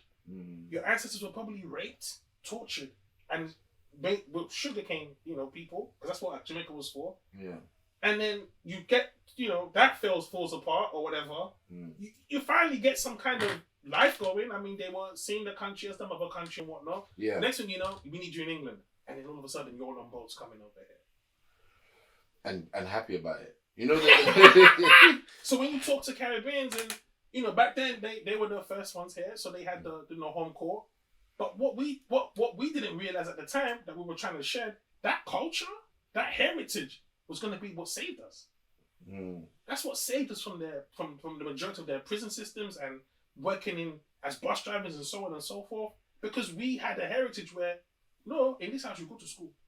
In this house you read. My parents told me from when I was a kid, you're not British. Yeah. You are not British. You are Nigerian. What they're trying to tell me was, you're not going to get the same treatment, the same benefits. Yes. If you want to be... And that's an example of something positive that is coded into our culture. And more so, it's one of our biggest exports because you can see that even for the... I think Akala speaks about this, about the fact that the introduction of African immigrants set a new standard as to what was expected to be attained educationally in black working class communities. Schools, though. Caribbeans had side-day schools. Wow. And that's what I tell people. When you see black kids misbehave in this country, it's as a result of what this country allows. Yeah. You don't... When you see people say, oh, he told the teacher to shut up in school. There's a song in Nigeria we sing, I'll translate it. Which means a child of God that is lying. Who did you get that lesson from? Yeah. If you hear a Nigerian kid in this school, in this country, tell, "Sharp, miss," you'll turn around and be like, which child are you from? Yeah. Because I knew when in school in Nigeria, if you told the miss good morning wrong, you're in trouble. Sharp is not even on the list, rude boy. I said shit to my teacher. Yeah, I was like, shit. She said, me shit. I said, no, I'm saying shit. She said, me shit. Report me to the chairman, but I got 6 lashes. Whoa. And that shit hurt more because I wasn't even being bad. Bruh, but here's the thing though, this is another concern about for Nigeria, is that there's this weird dichotomy in which we have this, feels like a fake discipline, because we all pride ourselves on how much we discipline our children and how strict our parents are and so on and so forth. But then you see people pissing in the gutter, man. I'm like, what happened to Nigeria? In Nigeria, yeah. What happened to and then even when we're outside of the country, you see people falling into certain vices and you're like, what? I know you came from a home where they asked you to do better. That's human beings. You can't account for that. You have kids who grew up in Beverly Hills mansions who want to throw it all away because they have a crack binge or whatever. That's just life. So you can fall into whatever. Yeah. So pissing in the gutter in Nigeria is a class thing. And I don't care. You piss in the gutter. So what? Why is there a gutter? Everybody pisses in the gutter. Not everybody pisses in the gutter. Only black people piss in the gutter. No one from your class of friends is gonna piss in the gutter. Although, let me tell you something here. As a youngster, there are times when you're busting, man. How come you got that come? How come you do? I said it on you, man. You just do your thing. You know? And you're saying people piss in the gutter, bro. I've been to festivals where I saw girls peeing behind the ice cream truck. Facts. Do you see what I'm saying? Facts. So what I say is I don't worry but about I don't see these people here as big disciplinarians. So if I see them pissing behind, I'm like, oh, that's how you was raised. But not every that's how you was, and that's the right word. Yeah. That's how you was raised. But my boys will pee on the tree. I've grown up with friends who were happy to do wild things, but my upbringing wouldn't allow me to go that far. Do you see what I'm saying? But we're both black. It's just we have different upbringings. We have different looks on life. Like you said, black people are not afforded options. So one person pees on a tree. Niggas love to pee on the tree. Wow. Niggas stay peeing on trees. No, not all of us. There are some things that I do that I know you won't be comfortable. You like, it's not what Ola does. We all went to Amsterdam. We were all getting like, you went to the hotel. Yeah. I know, man, that certain man could say, I don't mind. I'm not going to smoke, but I don't mind being around. But you were like, I can't even be around. That's just you. But what will be the narrative? Niggas love weed. No, the narrative won't be like this. Man, black will always flop the weed thing and go back to the hotel. No one's going to sell that narrative. It's the narrative of negativity. We're the only race who gets hung. We get addressed with the negative sides of humanity. I agree with you. We're the only race who, one incident. Yeah. I told you, I was like, during the Black Lives Matter thing, we had white people on the ropes. We could have asked for anything at this point. And then Noel Clark just set us back 200 years. The moment that Noel Clark, you just about to do this. Not Noel Clark, bro. Don't bring my guy into this. Niggas started retracting that loan applications. I don't need that loan anymore. I'm going to keep trying with this small business idea of mine. Nah, man. Because we quickly understand. And it's the thing, Ola, even watching the penalties, even though I didn't joke, but even though I said I want the black boys to miss because I want the headlines to be like, niggas cost us the tournament. it was a sinister joke, I guess. Yeah. But there was an element of so much truth in it. Yeah, I guess there's an element to which you kind of enjoy the chaos watching it burn. Right. Like, I know what. I don't want to be that guy because I hate those people where I guess that guy in Plymouth. Yeah. Who shot up the thing. Yeah. And this guy posted on Facebook, why are they not calling the terrorists? I'm like, bro. Yeah. So I don't like that. I don't want to be that guy. Yeah. But what I say that to say, when you look at black people, with all the issues of the negative stuff about ourselves that we've constantly waned on for years. We might show up on time, dress properly, all of those things are good within a society, are good within people. But we're not the only ones who don't dress well. We're not the only ones who don't speak facts, well. We're not the only ones who have bad vices. We're not the only ones who have all these issues. I think we have a unique set of problems. We have a unique set of problems, you know, and the thing is we can always go back to the root of how it happened and why it happened. But we also need a unique set of solutions if we're ever going to do something about it. Because we're not, like I said, we can't. There's black you don't people, believe we can do anything about our not in this country, no. Unless, you have to understand, if you look at like in Nigeria, yes, 100%, we have to do something about our existence there. Because that's our country. Mm-hmm. The issues we face in this country are seen as a British issue. But they make it separate as it's black issues. Mm-hmm. So racism in this country is not a black issue, it's a British issue.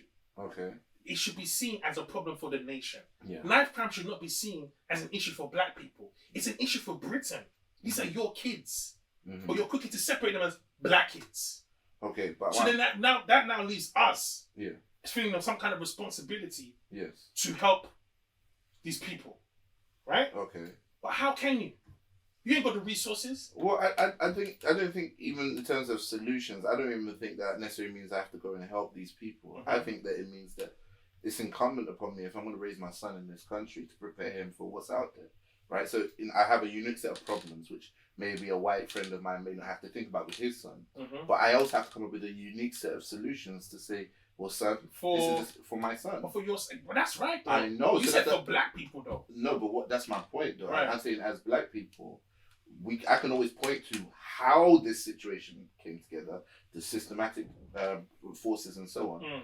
But I can't stop there. I have to come up with a solution because essentially I have a son to raise.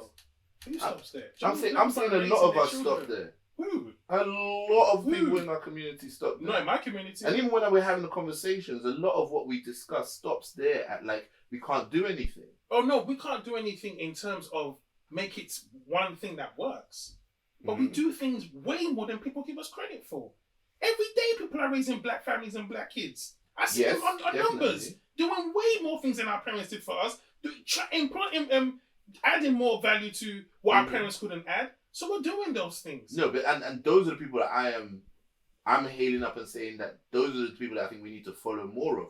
But what we also have is too many discussions about how there's so many barriers up against us and we can't do anything about it. When I see, for example, the fact that when the Caribbeans came to this country, they started their own credit unions to try and get their money together to buy homes, the partner system.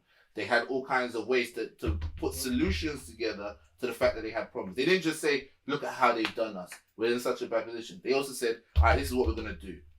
I'm saying a lot of the conversations we're having aren't really getting around to that, well, this is what we're going to do. Yeah, because they'd rather have the conversation now.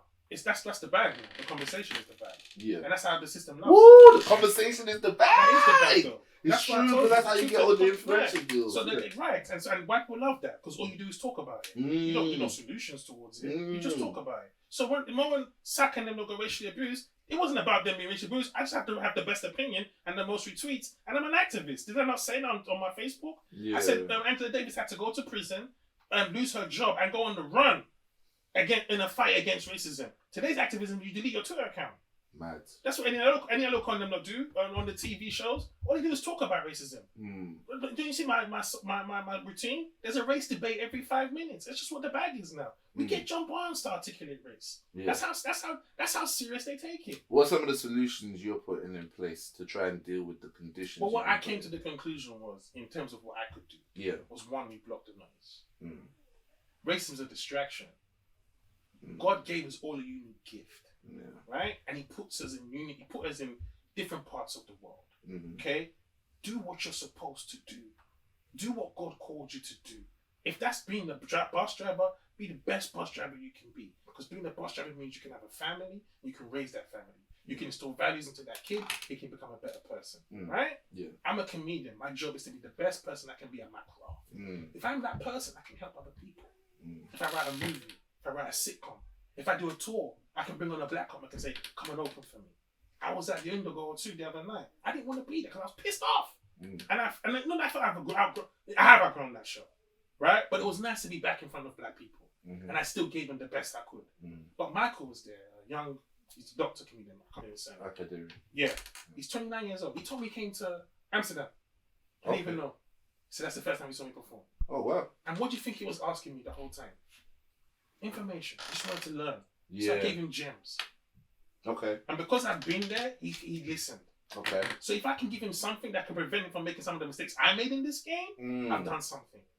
Okay. So for me, it's not about helping. It's not about black people need to come together and dance, because I don't know, I keep saying that. It's nice to hear that. Yeah. Okay? But like Diddy said, don't speak about it, be about it. And one thing I learned in this life here, you can't actually tell people the way, you just have to show them. And once you show them the way, people will jump on the wave. For me, it's not even about black people. You know what I'm saying? I'm trying to get to the point where we rise beyond being black people. Amen to that. Because it's just a collective term that's lazy, that people, because no one cares about our existence. So it's easy to just lumber us as just one thing. Yeah, I get that. But what I'm specifically talking about problems that need solutions. Every day we have. What problems are you talking about? I'm talking about the problems of access to funding, for example. But how do you have a solution? Okay, I'll tell you a solution. My friend hires Cambridge writers to write his proposals for the fundings. So what I would suggest you do is, if you're accessing for funding, work out how much you're going to get paid, and then find someone who can write the proposal and tell them they get paid, or we have to pay them anyway because they're going to write the proposal, and use white people to write the proposal and get ahead that way. I mean, if that's what you need to do, that's what you need to do. I'm not specifically soliciting for solutions right now, because I think I do try and be very solution focused. I just wanted to find out more about yours, because the conversations we have, I think if you listen without a wider ear, you could walk away from it going, well, we're doomed then, because you give us. I'm not saying we're doomed. We're doomed if we continue to think that we're black people and we all have to move in one direction. You have to be the best within your community. Then you link up with the best with the other community, and then we can have sit down as boss conversations. Okay, cool. What do black kids need? What do you hear from the conversations at home? There's not enough black books in our schools. What we'll do is, I had an idea to do a thing where we raise money for charity, and the money we raise from that charity we used to buy books to put into schools for black kids. It's little things like that. It's not going to come from massa, as we always claim to want it to come from. Why don't you just teach black history? Why don't you do? It's not going to come from that. It's going to come from us, who are the new generation, actively, the same way the black people in America did the Brûlée. I'm not saying we should do the Brûlée, but they realized black people need education, black people need their own schools, black people need so many things. You can't save everybody. You just can't. But they did enough where they could get people in the councilmen, the Condoleezza Rices and so on and so forth. You do their history, they come from a long line of black people who were forward thinking. Yeah. And America's still hella racist. Yeah. You know? Yeah. And so what I'm saying is, the moment we become the best of what we can do, and that's difficult because we don't see ourselves as anything. We always want to go to the mainstream, where the quote unquote bag is. Yeah. We don't see that. Oh, maybe we can do this from together and bring another brother in, bring another sister in, and work together and build things together. We don't see that. Well, funny enough, I think we do see it, but I just think either we are limited, we think we're limited, or we just don't value beyond the limit. It's one of those three. It's either we get to a point where we physically just cannot break it past this certain glass ceiling, or we get there and we convince ourselves there's a glass ceiling, or we no matter how much we do, people only value it to a certain level. One of those three issues is happening because every day, like the show that you were doing, it's black people putting on a show, and they're saying, look, these comedians probably not going to get the most play in all of these other clubs. We're putting on our own show. All right, so cool. That show exists. Now, is it that show has reached its absolute limit in terms of how big it can be or what it can do? Is it that we don't value the show enough? Or is it that the show could do more, but the people behind it just can't think any bigger? What more does the show need to do, though? Whatever's going to put us in a position where no black comic ever has to worry about getting gigs. That's not their responsibility. That's your responsibility. If you're a black comic, you don't want to get gigs, then you have to work hard your ass off so you don't have to. You can't wait for Stamina to do that. He has his own vision. That might be where it stops for him. That might be the ultimate for them. They don't just do that. They do everything. They got barbecue for that and stuff like that. So they're just promoters. That's true. They are just promoters. But I guess I was ascribing more to them than promoters. The point I was trying to make is that if these are the people who go out and build the solutions, who basically go, all right, well, there's clearly a gap in the market for black people to see comedy that speaks to them or whatever it is. I'm going to go out and build this show. Somehow that's never enough because, like you said, we don't feel like we got it until we go to the mainstream and we get the bag. As a comedian, yeah, but it's never going to be enough. No one show's going to be enough for you. Yeah, I did the comedy school. But I'm saying like a scene basically. But the comedy scene's not enough for the comics here. I think for some of them, they're perfectly fine with it. In fact, most British comics do the absolute least to go anywhere else. They're more than happy to just stay playing to the same demographic of people around this country. Not when you speak to them after the show. They all wanna. It gets redundant. They become moody and grumpy and start, getting sensitive because you drank the beer in the fridge. So I don't think it's conducive for them. I mean, I've seen some of them bitch in the morning that, they're giving spots to YouTube people now. So no, it's never enough for them either. At some point, you always have to go onto the bigger platform. So the issue of that is that's not enough for us. Our issue is we don't have a platform. We don't have a if you write a script today, you don't have the same access as Beckett or Whitehall. They see like that. With yours, they're like, I don't see it.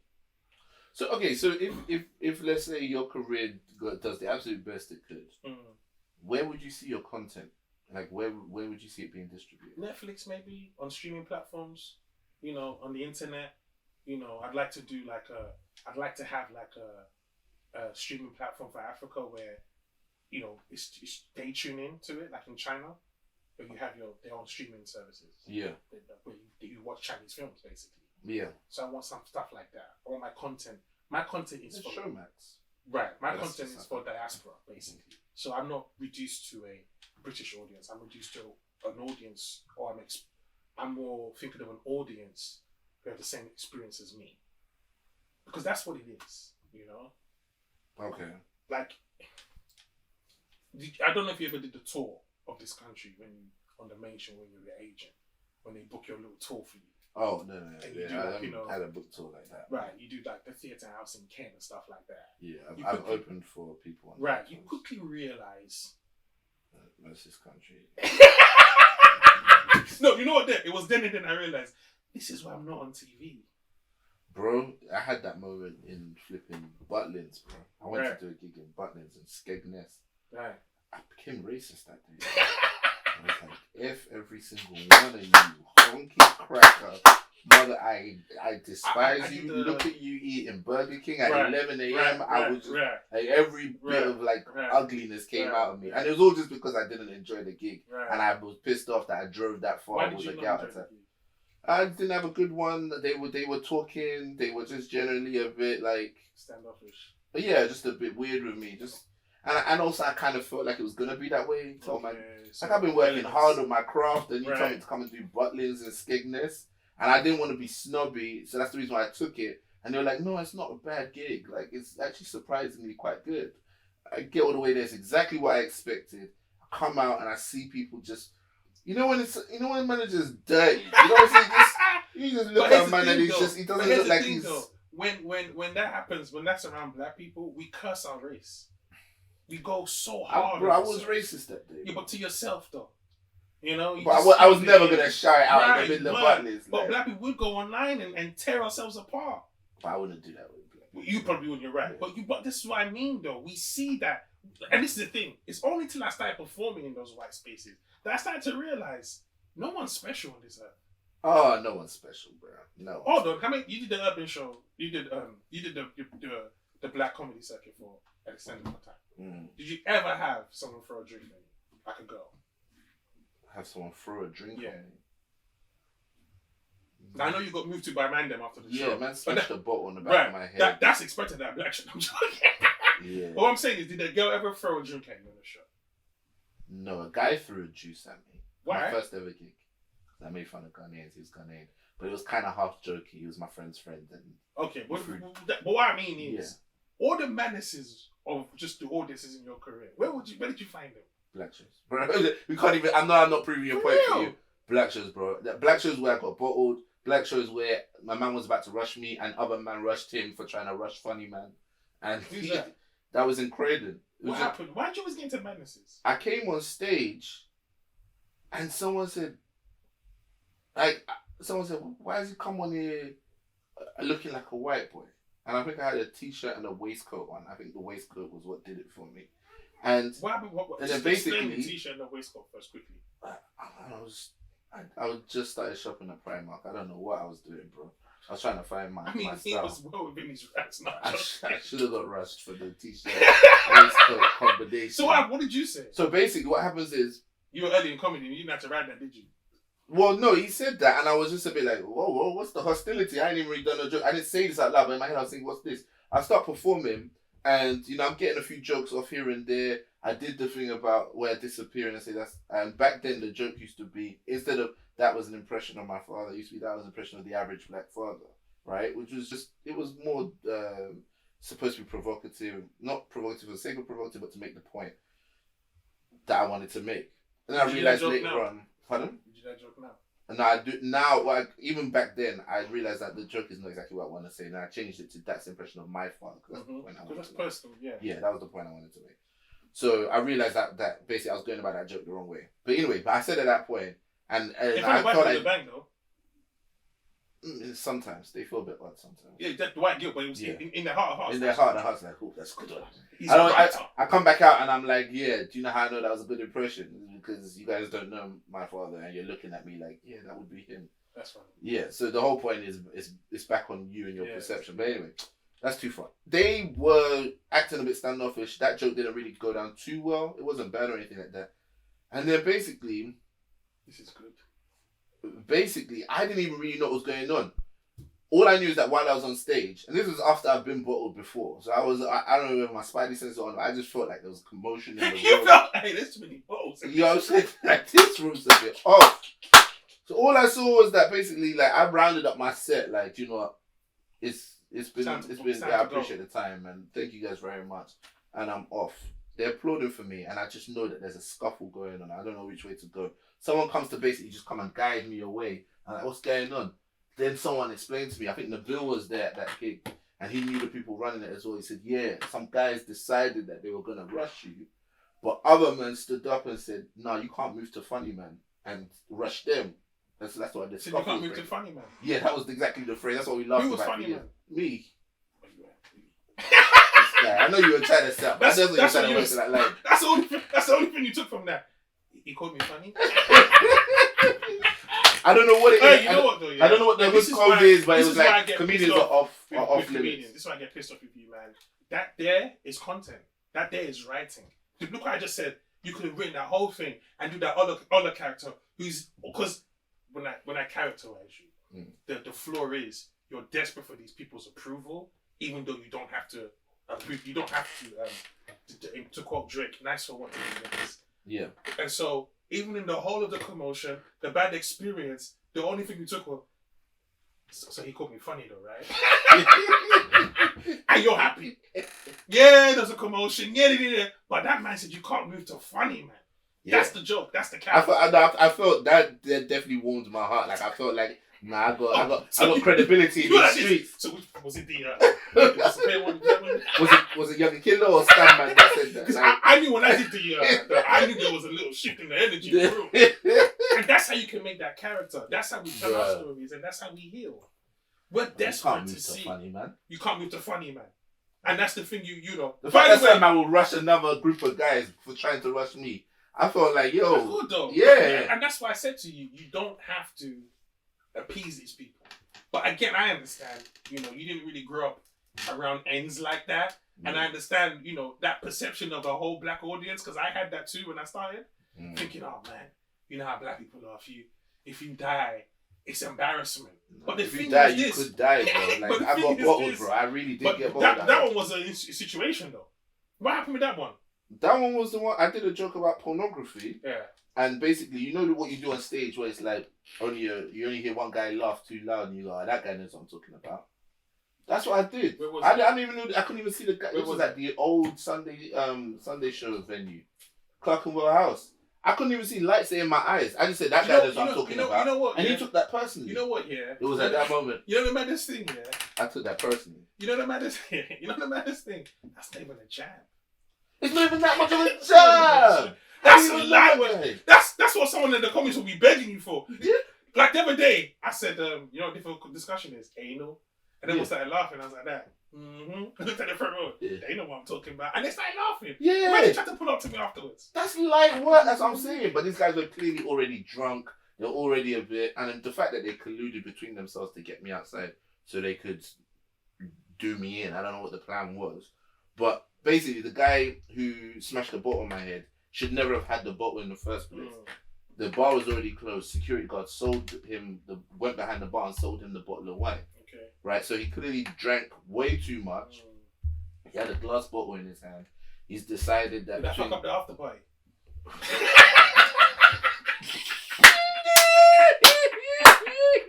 Because you know, sometimes we be going to these events knowing, I know this is about to be some bullshit, but they paying. Bro, to be fair, the show ended when I got bottled. They just wrapped up the show and said, yeah. They pay you though. Because imagine you got bottled and they try to run that. Call me on Thursday. Hell no. Bro, I can't even remember if I got paid or not, but I do remember that like on the way out, like some girls were taking me to the hospital to go get checked out. Was there a cut? Yeah, it was a deep cut in my shoulder. Oh, so hit your shoulder? No, so it went on my head, but I guess as it was coming down, I guess the glass went in my shoulder. He bottled you, for real? Yeah. And it basically smashed on the back of my head, and when I turned around, he now swiped at me. So I've got like two I think they faded away a bit. So he was willing to die, to go to jail, and lose the rest of his life. Yeah. Because of a porno joke. Yeah. Clearly not in his right senses.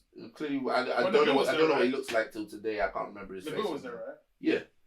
So Nabil and Niger Boy got up to go rush those guys. And the security guard realized he's messed up right now. So he actually puts the guys outside and locks the door so that Nabil and Niger Boy can't get to them. It would have been on if Nabil and Niger Boy got Nabil just needed half of the excuse, bro. Nabil was ready. Been on. Nabil was ready, bro. That's unfortunate, man. That's too much. Yeah. You know the worst part, yeah? If Axel said, I got bored, I'm like, this guy, you're talking too much to them front row people. You're just not that guy. Bro, I mean, I don't know. Like, I know I could have been provocative in some ways when I first started. But you didn't know that. But yeah, for that kind of joke, I would be like, that's not the thing I expect to get bottled over. Plus, it's that stigma of people that people carry to a comedy show. Ooh, don't talk to the comedian because he's going to shut you down. Yeah. First of all, I don't do shutdowns at shows. You know what I'm saying? Yeah. The only time you actually get shut down is when you interrupt. Yeah. But I've never seen a comic just doing his routine. Hey, by the way, your mum. It's true. Like, the audience will actually go for that. They'll be like, well, there's no need for that. Yeah, there was no need for that. Yeah. Like, have you not seen people try and put someone down and it was like, nah, you're just being mean? Yeah. So even as a comic, the last thing you want is to alien an audience. I don't like it. When I first came into the game, I thought you had to have that in your arsenal. Oh, hell no. I know, right? One time at Sunday show, actually, God forgive me for saying this one. No, not God forgive you. Got both of them, man. But this was a different show, if I remember correctly. Wait. Tell me it was before. Before I got bottled? Yeah. After I got bottled, yeah, they closed that venue. They didn't have that venue again. So it was definitely before. So did you do the other venue, though?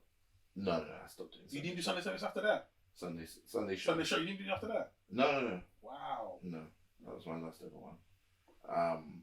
So some girl was talking during my set, and I think I said to her, the Bible says that when men are talking, women should be quiet. I don't even know where that came from, bro. Like, it just welled up inside of me. Yeah. I think I was like low-key upset as well, because sometimes the way my jokes are, like, I really need you to listen. And I said that, and it was a different kind of shutdown. It was like, hey, oh, what? How could he say that? And I just carried it. I felt like Kevin Samuels was that day. I don't know who Kevin Samuels was, but I'm saying, like, I felt like that guy. Like, if you're gonna if you're going to speak up, I'm going to destroy you right now. That kind of energy. I'm trying to think if I had bad belly in my shows. I had one time when we did a uni tour. These boys tried to rush me after the show. They tried to move to him after the show, but it was just handbags. Why would anyone want to move to you? He was disrupting the show, and I kind of cussed him in front of his crew. Okay. And he tried to clap back again. And you're just like, bro, I don't even want to do this. Yeah. One time at South Bank, I asked for this one though, but they didn't like me. They were being, again, I'm trying to perform. They were being rude. Yeah. And so I just was like, where's your canteen, Bagel King?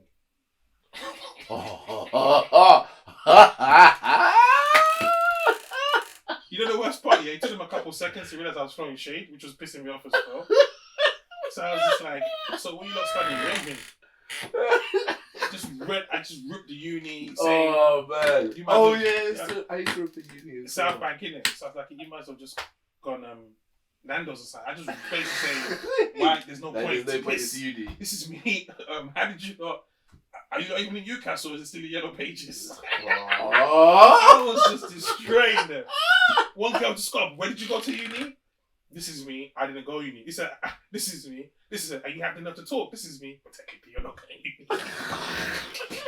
uni. The worst part was, the moment she said to me, when did you go? I already had the answer. Yeah. So I said, it's so casual. I didn't go uni. And you have enough to talk to us.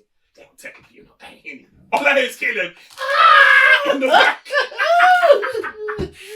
Oh, at that point, I was like, I'm enjoying this. My goodness. Then the worst part, I had to bring on Axe, And I'm tanking the show, and I had to bring on Axe. Bruh. That one they didn't like me on that show. Nah, but that's not nice, man. Yeah. I used to do that with Queen Mary students. That is good, though. But yeah, amongst University of London, they are the South Bank of that. So it's like if you go to LSE, I obviously come from LSE. But to be fair, if you go to LSE, you're better than most of the unis in that. But this is it. If you're from Kings, let me break it down for you. If you're from the hood, hey, Queen Mary's is you stepped up, bro. You went Cambridge. Bro. What? Queen Mary's, man. But South Bank when you go, you didn't make it. But the reason why it wasn't just because I wanted to pick on them. It was because I did a show for their ACS and they owed me money, and the ACS was acting up. So I just did jokes about them at every show I was, and I was always like, if I, it was very easy to write them into a joke. If there's a stupid person in the joke, I would just say, "That's dumb. Why are you acting like a Queen Mary student or whatever it is?" Like I would just chuck them in the joke. It was just fun. It was beautiful. And then they'd always come up to me like, "What's your problem with Queen Mary's?" I'm like, "Tell your ACS they owe me money." And they got in contact with me. They paid me, and I stopped doing the jokes. Yeah. Why don't you stop doing jokes? And they said, "Oh, this is new, man. This ain't got nothing to do, y'all. This is new, man. This is a new hustle." I did LSE. I did your uni once. How did you find it? It was a typical. It reminded me of being back in Nigeria. Okay. Because most of the kids in there were Nigerian. Yeah, like literally from Nigeria. They were all rich kids. So it reminded me of the rich kids in my class. Mm. Very educated. Some of them very humble. You could tell they were the arrogant ones who were gonna. My dad is in Jan, man. Those kinds. I remember one guy came up to me and was, "When you were funny, but don't lie. You got that your mum job from Russell Kane. Who's the Canadian one? Russell Peters. I didn't even know Russell Peters was at the time. Wow. So okay. I was like, no, days. Wow. And he was like, oh. I was like, yeah. But the joke was when I said outside there is London, inside there is Nigeria. Yeah. So I got from Russell Peters, and I was like, in my head, I was like, Russell Peters. Because I got the joke from a colleague of mine at work in Harrods. Oh, man. Who was Colombian. Oh, snap. Right, so he came to me and said, he was telling me, how migrant parents, these kids, they think they come here, they can talk to you anyhow. I tell them I'm from Colombia. I said, outside there is London, my house is Colombia. And I started laughing. By the way, I hadn't started doing comedy by then. Bruh. So when he said to me, you got that joke from Russell Peters, I thought to myself, bruh, my colleague at work is called Russell Peters. That's what I thought. I said, that Colombian nigga was called Russell Peters. Oh, so I was confused for a second. Then I went home and Googled Russell Peters. I listened to a clip from Russell Peters on a podcast. He was talking to Kevin Hart the other day, and he was saying that right around the time his special was blowing up, that special that everybody has watched, with somebody gonna get real bad, all that stuff. He came to the US and he crashed on the couch with it was Patrice O'Neal and somebody else, and then he was like, guys, can I play you my special? He in front of who? Patrice O'Neal. Patrice O'Neal and someone else. I can't remember who it was. Gilbert. And he put on his special. They watched it, and at the end of it, they were like, "That shit was trash, man. What the fuck is that?" They broke down his whole everything. I said it was. But here's the thing. Yeah, they weren't wrong, and neither was he. Bro, the issue is true. You played your DVD for the wrong audience. Bro, exactly. You don't play for comedians. Exactly. Fuck them. Yeah. Look at the people in the audience laughing. Yeah. You don't worry about those niggas. I care about coming to me. I would never play my special for Patrice O'Neal. Are you great? Man. And I love his comedy. Exactly. That's exactly why I wouldn't play it for him. Because he's too honest. Come on, man. He's not gonna laugh at your shit. Nah. He said they were straight faced the whole Can you imagine playing your special for? I know comics you can't play your special for. Bill Hicks, hell no. Come on, man. He's not gonna laugh. George Carlin, hell no. He's not going to laugh. Jerry Seinfeld's not gonna laugh because he's gonna be hated. Yeah, bro, Jerry Seinfeld. He's gonna hate on your whole shit. Now, you could play for Chappelle actually. Ooh, I don't know, As a comic, be careful what you want and understand what it is you're going for. Opening for Chappelle looks good on the surface, but it depends on who you are as a comic, because you can get trapped in the opening back. You feel me? Sure. Where you don't escape being an opener. Yeah. You know what I'm saying? Yeah. A lot of stand-ups do crowd work for TV shows or panel shows. They won't even put them on. Yeah. It's a struggle. Yeah, it's real. Yeah. So be careful, because I'm of the school of thought where it's like, I'm not trying to open for Chappelle. The only way I'm gonna get is respect. And it's when a comic respects you if your material bangs. That's the only way they will pay you. If your material doesn't bang, but they will let you in their quarters every day. The moment your material's of a level, they start seeing you as that competition, because you're setting the bar. So never get stuck unless you're that comic. Look at but for some people are gonna be not everyone's gonna be a headliner. 100%. So, yeah, I respect 100%. I respect those. So that's why I said know what you want and understand what you're going for. Yeah. Like I'm rich, biatch. Yeah. If he comes to me and says, I'm trying to get my political, trying to put more substance, I'm like, why? Why? You've got the right bag, rude boy. Right, he's got a perfect bag. Just stay in your lane. The moment you start looking at Chappelle and thinking, but I opened up the show, I smashed the audience before he goes on, I should be able to do this tour, you start looking very... Backup singers have happened. It happens to backup singers all the time. Yeah. You get that little moment where they're introducing the band, you hit them notes, the crowd gets gassed. Oh, she can sing better than Beyonce. Then you get gassed too. You start showing up for rehearsals a little late. Yeah. Start over clashing her in the rehearsal zone, trying to out sing your part. They say, I want my solo album. Okay. You get your solo deal, you sell 5 records, then you start to realize, it's not about singing. Yeah, that's very, very true. Very, very true. So I said all that to say, when you're dealing with these people, the Chappelles, the Rocks, and stuff like that, you will serve yourself better to let your work speak for you. Yeah. Don't go in there with tongue out. It's just not it's not sexy. It's tough, man. It's a tough one, yeah, because, part of it is, your colleague, part of it, you're a fan. You know what I'm saying? You're a colleague. You're not a fan. You know why? If you go in as a fan, they will treat you like a fan. You go in as a colleague, they'll treat you like a colleague. Bruh. You just don't want to be what's the word? Yeah, the difference between every comic and every comic is every comic and every comic. Mm-hmm. It's like the parable of 10 talents. Yeah. You know, Chappelle was. I mean, when I get to heaven, I'm gonna be like, really, couldn't give me 2 more though, just 2 more. You stop at 5 with me. You couldn't just give me 2 more. You know, and I'll be ungrateful. But I'll just say it's all right. I'm not hating, right? But I'm just saying I could have done with 10. You know, but I'd be wrong to think just because he had that 10, he didn't put the effort in. Okay, yeah. He multiplied that effort. For sure. Yes, he has all. Chappelle is a blessedly gifted funny person. Yeah. But believe me when I tell you, funny is funny. When you can make someone laugh. Yeah. There's someone that will look you dead in the eye and say, I don't really find Chappelle funny. Bro. And you be like this. I don't know if we can be friends. Bro. Every single time I look at people like that, I'm like... But then, they will say to you, I find you funnier. Someone said to me one time, she came to my show. So I think you're funnier than Kevin Hart. I was like, please, don't disrespect Kevin Hart like that. I know he's not here right now.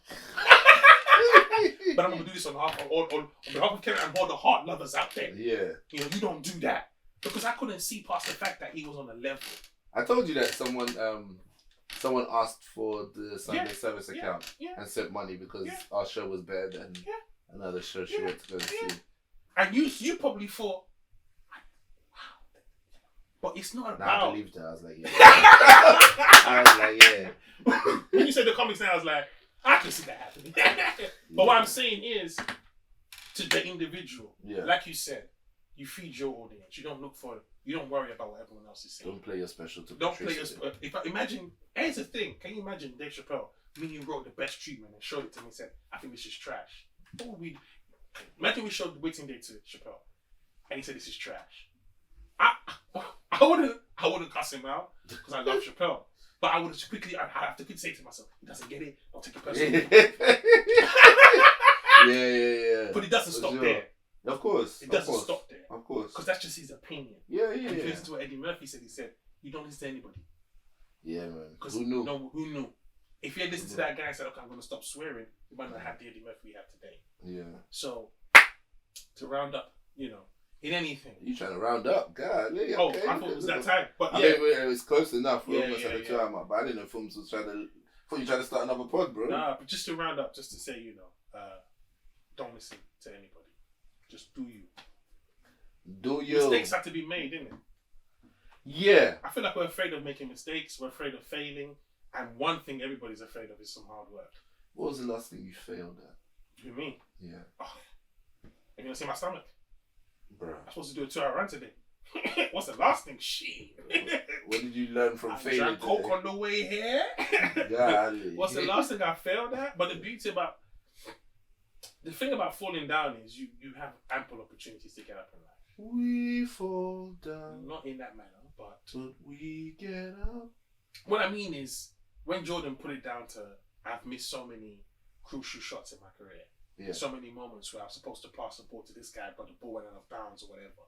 Moments where his teammates were counting him to make that three, but he missed. But he didn't let that stop him from still stepping up to take that shot. And that's when we fall short. You know, Denzel said ease is a bigger threat to progress than hard work. Yeah. And that's one thing that you can take in every part of life. What's the first thing people say about marriage? Marriage is not easy. Who told you it was? It's not supposed to be. In fact, the easy idea of marriage is actually is the biggest threat to your marriage. Of course it is. Yeah. You know? If you genuinely believe you're not supposed to work at it, that's the first thing that's going to kill you. But what did you think it was going to be? Claire Huxtable coming down the stairs every Sunday and doing no. Yeah, and that's very, very real, you know. That's very, very real.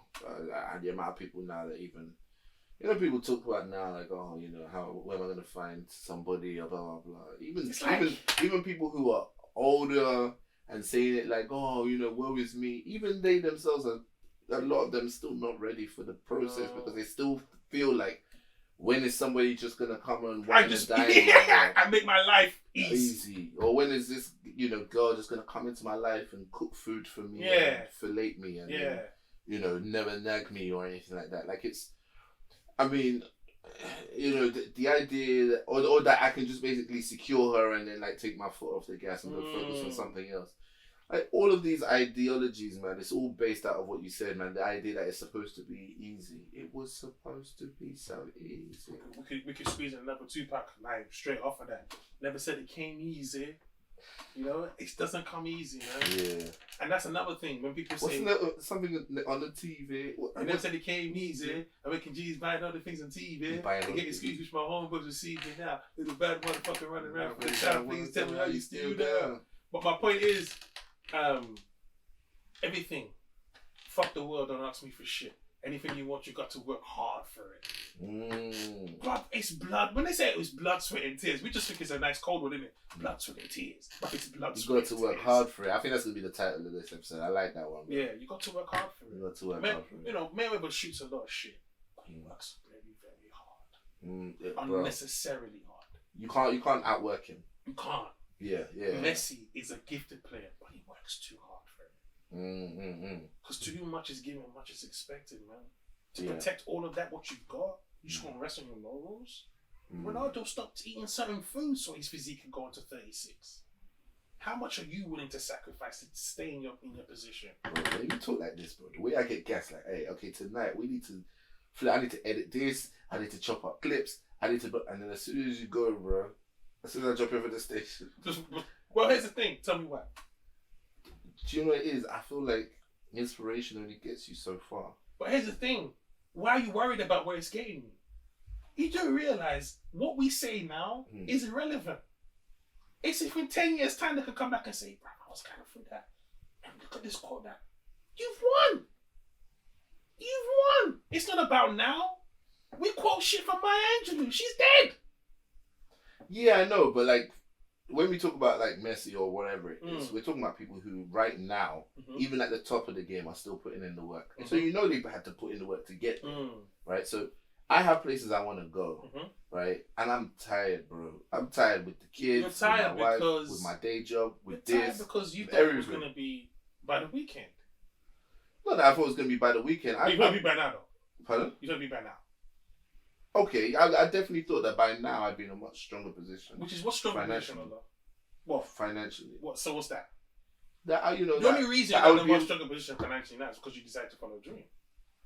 If you did what everybody in uni went to get a nice financial company and work your monkey ass way up, you'd be fine financially. Yeah, so I thought that I could get similar results, but doing something I love. In comedy? Yeah. But that was your fault. I know. And don't get me wrong, there's no reason why you shouldn't have felt that way. Yeah. But you know what? What they said on the packet and what's inside are two different things. Hey, really? If anybody asks me what's like getting into comedy, it's like seeing a box of Cheerios with Rice Krispies of your favorite chocolates just sitting there, Tesco counter, and you get it, you put it in the bag, you go home. You have a shower, you can set the candles and turn the lights down, put on the film, and you open up your box of chocolates and it's doo-doo inside. And you're like, this is some bullshit. That's what it's like. Literally. Getting into comedy. Yeah, man. I'm telling you. It's like going to a titty bar and they've got the girls outside with the titties and you're like, oh, we're not getting in this motherfucker. What you didn't know was that was the only titties left. Oh man! Tell me some of the biggest, not like on stage. What's the biggest L's you've ever taken because you wanted to chase this? You were stand-up.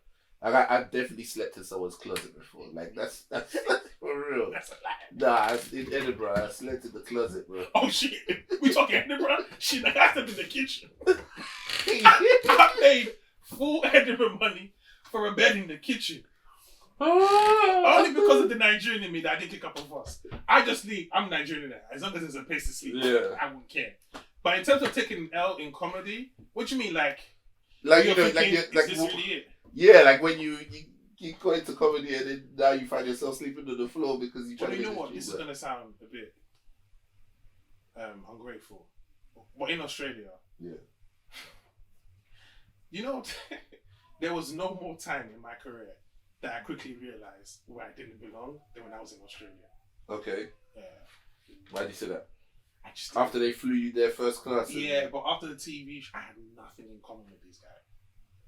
Do you think it's surprising that I don't talk to any of them now? No, it's not surprising. Like I don't follow them. Well, I think we follow each other, but there's no. Yeah, I'm not really boys with the people I did 8 out of 10 cancel. Right. Yeah. But on a show where you belong, if you went on Wiley now, Conceited comes to London, he hollers at Kojo. Conceited is a battle rapper. Okay. He's on Wiley now. Yeah. But when Kojo was on Wiley, they were both there. Yeah. So when Conceited came to London, he hollered at Kojo. Okay. Because you build relationships. Yeah. Because you jam and you hang out together. But when I hung out, and by the way, everyone that was on show was lovely. They were lovely. I just didn't have anything in common with them. Yeah. So remember by the poolside, I always felt left out. Yeah. I always felt like that. Because I couldn't bring up the Boys in the Hood episode that I just... they were talking about the bands they liked, and I was like... I hear you, bro. To be honest, I don't think that's the biggest L you take. No, that's not an L, but it's one of the moments that I feel like I felt like alone. You realized that comedy wasn't what you thought it was going to be. The trajectory of it, yeah. Okay. Remember, I was on... You were on the upwards spike. I was on the upwards run, and I thought I'm there. Yeah. But when I looked up, it didn't mirror what I envisioned. And so for what I envisioned, I was gonna have to do that thing that God created. Work. Yeah, do the hard work. I wanted the easy route. Oh man. Bro, but that's the thing. I've never, when it comes to comedy, I've kind of romanticized the hard work part of it. I have no problem. If you say, oh, we need to do a writing session till 2 a.m., I'm like, yeah, let's go. If it's like, oh, you need to sit on a coach for 6 hours, I'm like, come, let's go. If it's like, oh, you need to just crash here and blah, blah, blah, you're going to be uncomfortable, you're not going to have much money, I'm like, that's cool. But my thing was like, all right, but God, you see, I done paid my dues now. This is the part of the story where I hit gold and I turned into a multimillionaire. Like, when's that part happening? And so a big part of it is, can you do this and it's enough? Can you... That's on you though. Only you can answer that. I can't. Only you can answer that. Yeah, I'm telling you the answer. I can't. I would say I can't because I got a family. I can't afford to be sleeping on people's floors and that be enough. So, for me, there's an element to which, yes, I was definitely coming into this thinking, all right, I pay my dues now. By the time I get married, God's got my back. He's going to put me in such a strong position. Even by the time I have children, I'm going to be nice. This comedy stuff's going to be paying me. I'm going to be telling them, I don't want to do that movie right now. Actually, I just want to spend more time with my kids. What I'm saying? Like, that was how I imagined it was going to be. You should write this as a character so that people can really laugh. Just that alter ego, that thing that drove that spirit. And just to see you now, just... Bro. Maybe Darren walks in and spills milk on your jersey and just like, I used to talk. Just because what did Dane say on the podcast that time? Black people have no coming of age story. There's no narrative after. Everything you're saying to me is a narrative of a black man in this country. I have it as a joke. You know the joke I've got about. No, we can. It's a whole. To be fair, I believe your journey in comedy is a whole story. It's a story. I really do because even to just being a family man, being a Christian on stage. I remember when mans were trying to slag you off in the comedy store because you said, your goals went to one of the greatest comics of all time. And they had an issue with that. Like, why can't you just, steady on there, mate? But the issue wasn't you. It was because they all knew they were never going to get to that level. They weren't even the greatest comics in the green room that night. And I said that to say, because I was so mad there because they actually thought they could just really throw shade of someone I know when I'm here.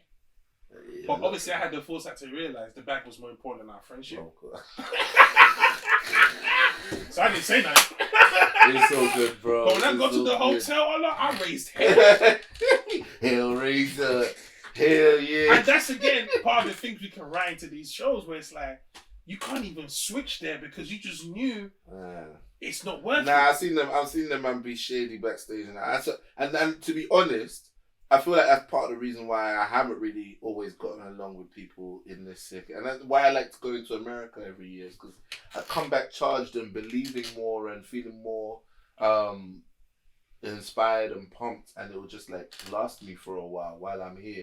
And then bit by bit, after a while, everything just, I don't know what it is, but there's something in this country or this scene here where there's a dampener put on you. Like if you try too hard or you believe too much or you aim too high, you're somehow, there's something weird about you. And I never enjoyed that aspect of living in this country. I always enjoyed that aspect about America that, people just go, do you know what? If you feel like you're going to jump this high, I'm going to jump twice as high. And they get in the gym and they do amazing. I mean, that's why I always keep to myself and I leave show straight after. Because I really did believe the film. I treated comedy like a workplace. And sometimes you have work colleagues you don't mind chilling, and sometimes you have work colleagues you just need to get away from. Yeah. And I realized this is a very competitive game. Don't get it twisted. Yeah. And familiarity breeds content. So I realized if I got familiar with these people, certain things come up. I'm not how do I say? I'm not Lenny Henry, innit? No. You know what I mean by that. Like, so don't take man for right. So you see something, you might say something to me, and my response would be completely different from what you're accustomed to. Like the Stephen K's and them, who wouldn't, say, "I'll throw this fridge in your nose." And so you see that side of me, and you start getting scared. And so I don't. That's where we really made it. When man hyping at the green room, you're not behaving yourself anymore. You say, "Shut up, man." No, it's not that. That's what really I just understand. This is a job. I've seen so many comics ruin the bag because of attitude or issues with somebody or issues with that. Yeah. You don't need that. You don't need them to be putting up the lineup of the year and they can't put you on the bill because there's no comic you get on with. Yeah. You don't need that. Well, they never stop. Like, Jeff Innocent notoriously doesn't get on with a lot of people, and he still get. He's right. The rules apply different for them. Look at what's his name? The Nigerian wife. The prick that everyone talks about. The Australian one. What? Peter No. Let me say. Jim Jeffries. No. He does a comedy story now. He said, "Oh, he should run his own gig. He should run his own gig at The Strand." Oh. He's the one where I think he told me he stole his opening line. He asked him, "What's your opening line?" Tom Lucy. "What's your opening line?" And he told him his opening line. So he went on and did it on stage. What a douche. And another thing is, Josh Widdicombe told me something that was really, really. He said, "I never did well here at the store." I said, "Really? Why?" He said, "Because everyone used to fuck with me before I got on. So I'd be really nervous. And then I quickly realised, do you know why they fucked with him? Because he's a posh kid. Yeah. Public kid. And he's not used to that kind of bullying.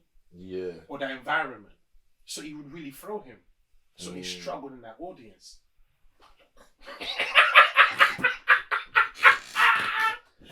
Look at the audience where he didn't struggle. You see what I'm saying? Yeah. He didn't let that bother him. That's your little school antics. Yeah. So that's why I say you just go there and do what you're supposed to do. And you go and get your money. You get your money and you go and do... All we have to do as creatives is create. Do the work that God gave us. And then the rest will take care of itself. You ain't lying. I understand what you're saying, man, But here's the thing. You don't want to... You don't strike me as someone that is willing to just get it because you need to get it. Well, sometimes kids will do that to you. Sometimes you'll make more compromises than that. Before, and definitely, I was... No, I'm not there yet. Pardon? No, it's not X Factor. No, but I'm not there yet. But for me, it's like, I think I'm definitely way more willing to make a compromise now.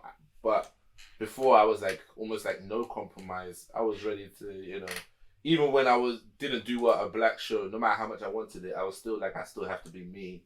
And I'm not going to do this because I don't like that style of comedy. I don't like speaking like this. I'm not going to do that.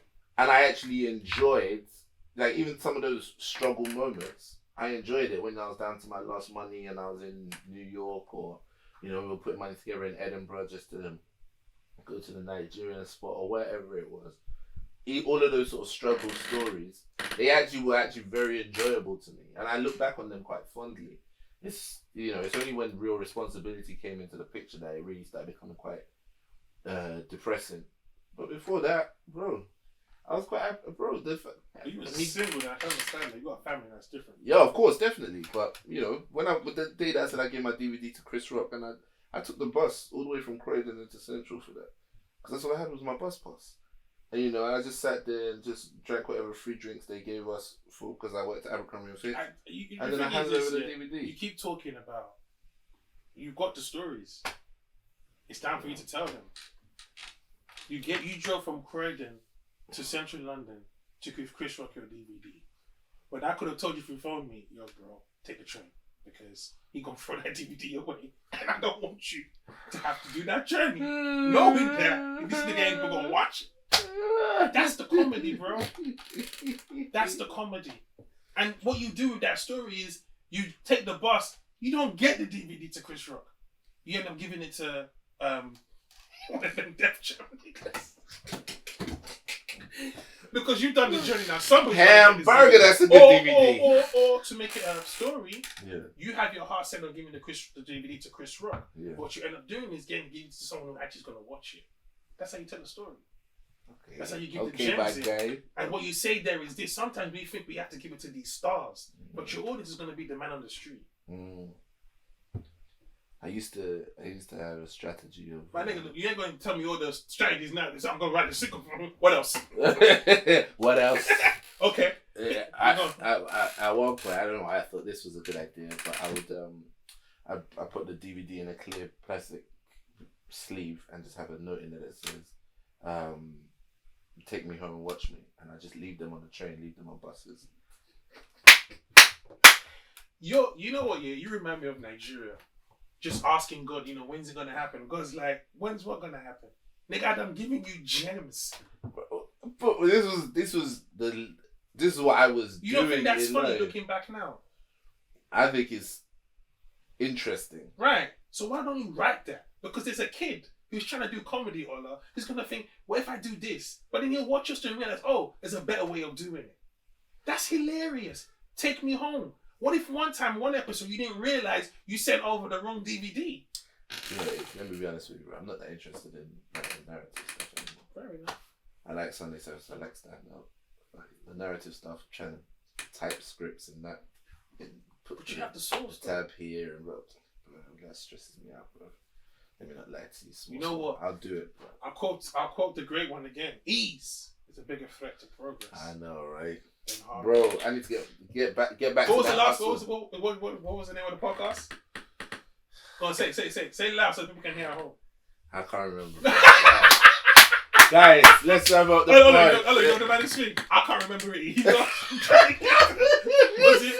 What you said was gonna be never said it came easy. No. If you got to work for it. Yeah, you got to work for it. Yeah, that's it. Yeah. I forgot myself. I was like, what's the name of the podcast? What is the name? I don't know. What I'm asking. I'm not. That was funny though. I was like, what's the name of the podcast? Never said it. I never said it came easy. That's a good one as well. Name more fear. Never said it came easy. You got to work for it. Then last, what's the name of this podcast? But that was funny though. But look, you can't sit there and say you got to work for it. We got to be the examples, bro. We got to be the example. Bro, work rate must increase. It must increase. And I'm saying it for myself too. Yeah. I woke up this morning because I had to write. And have you been doing the half an hour promoting the pods? Not half an hour, 25 minutes. Why are you increasing? Why are you lying? You do 25 minutes every day promoting the pod? Every day? Yeah. No, not 25 minutes every day. No, I do it every Wednesday. Okay. But what's it called? You see, when I woke up this morning, I did everything in my power to not write. Wow. Strolled around the flat. My flat's not big. Checking 2 steps when you're that door down. Not log out. Let me turn around. Oh, I'm at the show y'all the towers. Oh shit, acting like things I know. Whoa, when did we get that picture? Because you're trying to talk yourself out of the battle that's ahead. What we have to do is fall in love with the battle. I'll tell you a quick story before we go. You know Stalin? Stalin back? No, the general of the Red Army, Russia's. Okay, Stalin. Stalin, yeah, the one who who defeated Hitler. Stalin. They basically got Satan to defeat Satan. But during the war, they captured his son. Okay. In the war, his son was a private in the army, and Germany captured his son. And they said to Stalin, "We'll give you your son back if you give us this field marshal so and so." They wanted a trade-off. Maybe that field marshal had done some atrocities to them, and they wanted to parade him as a prize. Yeah. Do you know what Stalin said to them? I would never exchange a field marshal for a private in the army. They said, hello, come listen to sorry, tell him we've got his son. His son ended up dying on an electric gate because he jumped on it to try and escape or kill himself. Now, Stalin didn't care much for his children. They were afraid of him. But they say through adversity, true character is shown. At that point, everybody said, oh, we ain't fucking with this guy ever. Whoa! A man you can't get to by his family. His family, bro. Golly. So I said no, Russian mob, like Odessa, like, you're not allowed to have family, you know. I don't know, I've not done my research into the KGB, and I wouldn't be because I know... No, I'm talking about mafia, like, mafia. If you join certain Russian mafia, you're not allowed to have a family. Like, because that makes you vulnerable. Wow. These men are signing off on like, yeah, I'm not. Because I only said that to say, Stalin knew what kind of man he was. Yeah. Them men are built different. I don't play with Russians like that. Right? It's not Russians though. It's men like that, isn't it? Yeah. It's that consistent understanding of this is Allah that didn't move me. He said, that's all you got. He said, I want to exchange a field marshal for a private. He also understood then if he made that exchange. Yeah, it's open season on this. But he also knew once he made that declaration, even Germany were like, "Oh, this is the real deal." Right. But even the person taking that, you know, he didn't write that by hand. The person write that was like, God damn, whoa. The person was like, give them the message, yes sir. This message. The guy reading it. You know what? Yeah, they probably had a gun to his son's head. What's hearing that? Yo, we don't. I'm so sorry, man. Don't use the toilet, man. You said you need the toilet. You don't want to talk. You need a family friend. I'm here, man. Okay, I got you. Nobody should have to suffer that. You feel bad if he died, bro. You don't even want that blood on your hands. Nah, I don't want to kill him. Yeah, his father said no. Bruh. That's cold. Bruh. That's cold game right there. That's cold game right there. And that's what my brother told me. I salute him. Because I just realized there and then, this man knows who he is. Oh, man. It's a dirty game, yo. It's a dirty game, y'all. So, you know. Alright, where can the people find you? At workinghard.com. At Funmbi on Mateo on Instagram, at Funmbi on Twitter. Yeah. And I am at Ola the Comedian on everything. That's on Neighborhood. That's on Crib. That's on... Alright, that's the BQ squad listening to the BQ pod. We love you guys. Peace. That was a good discussion. Oh, wow.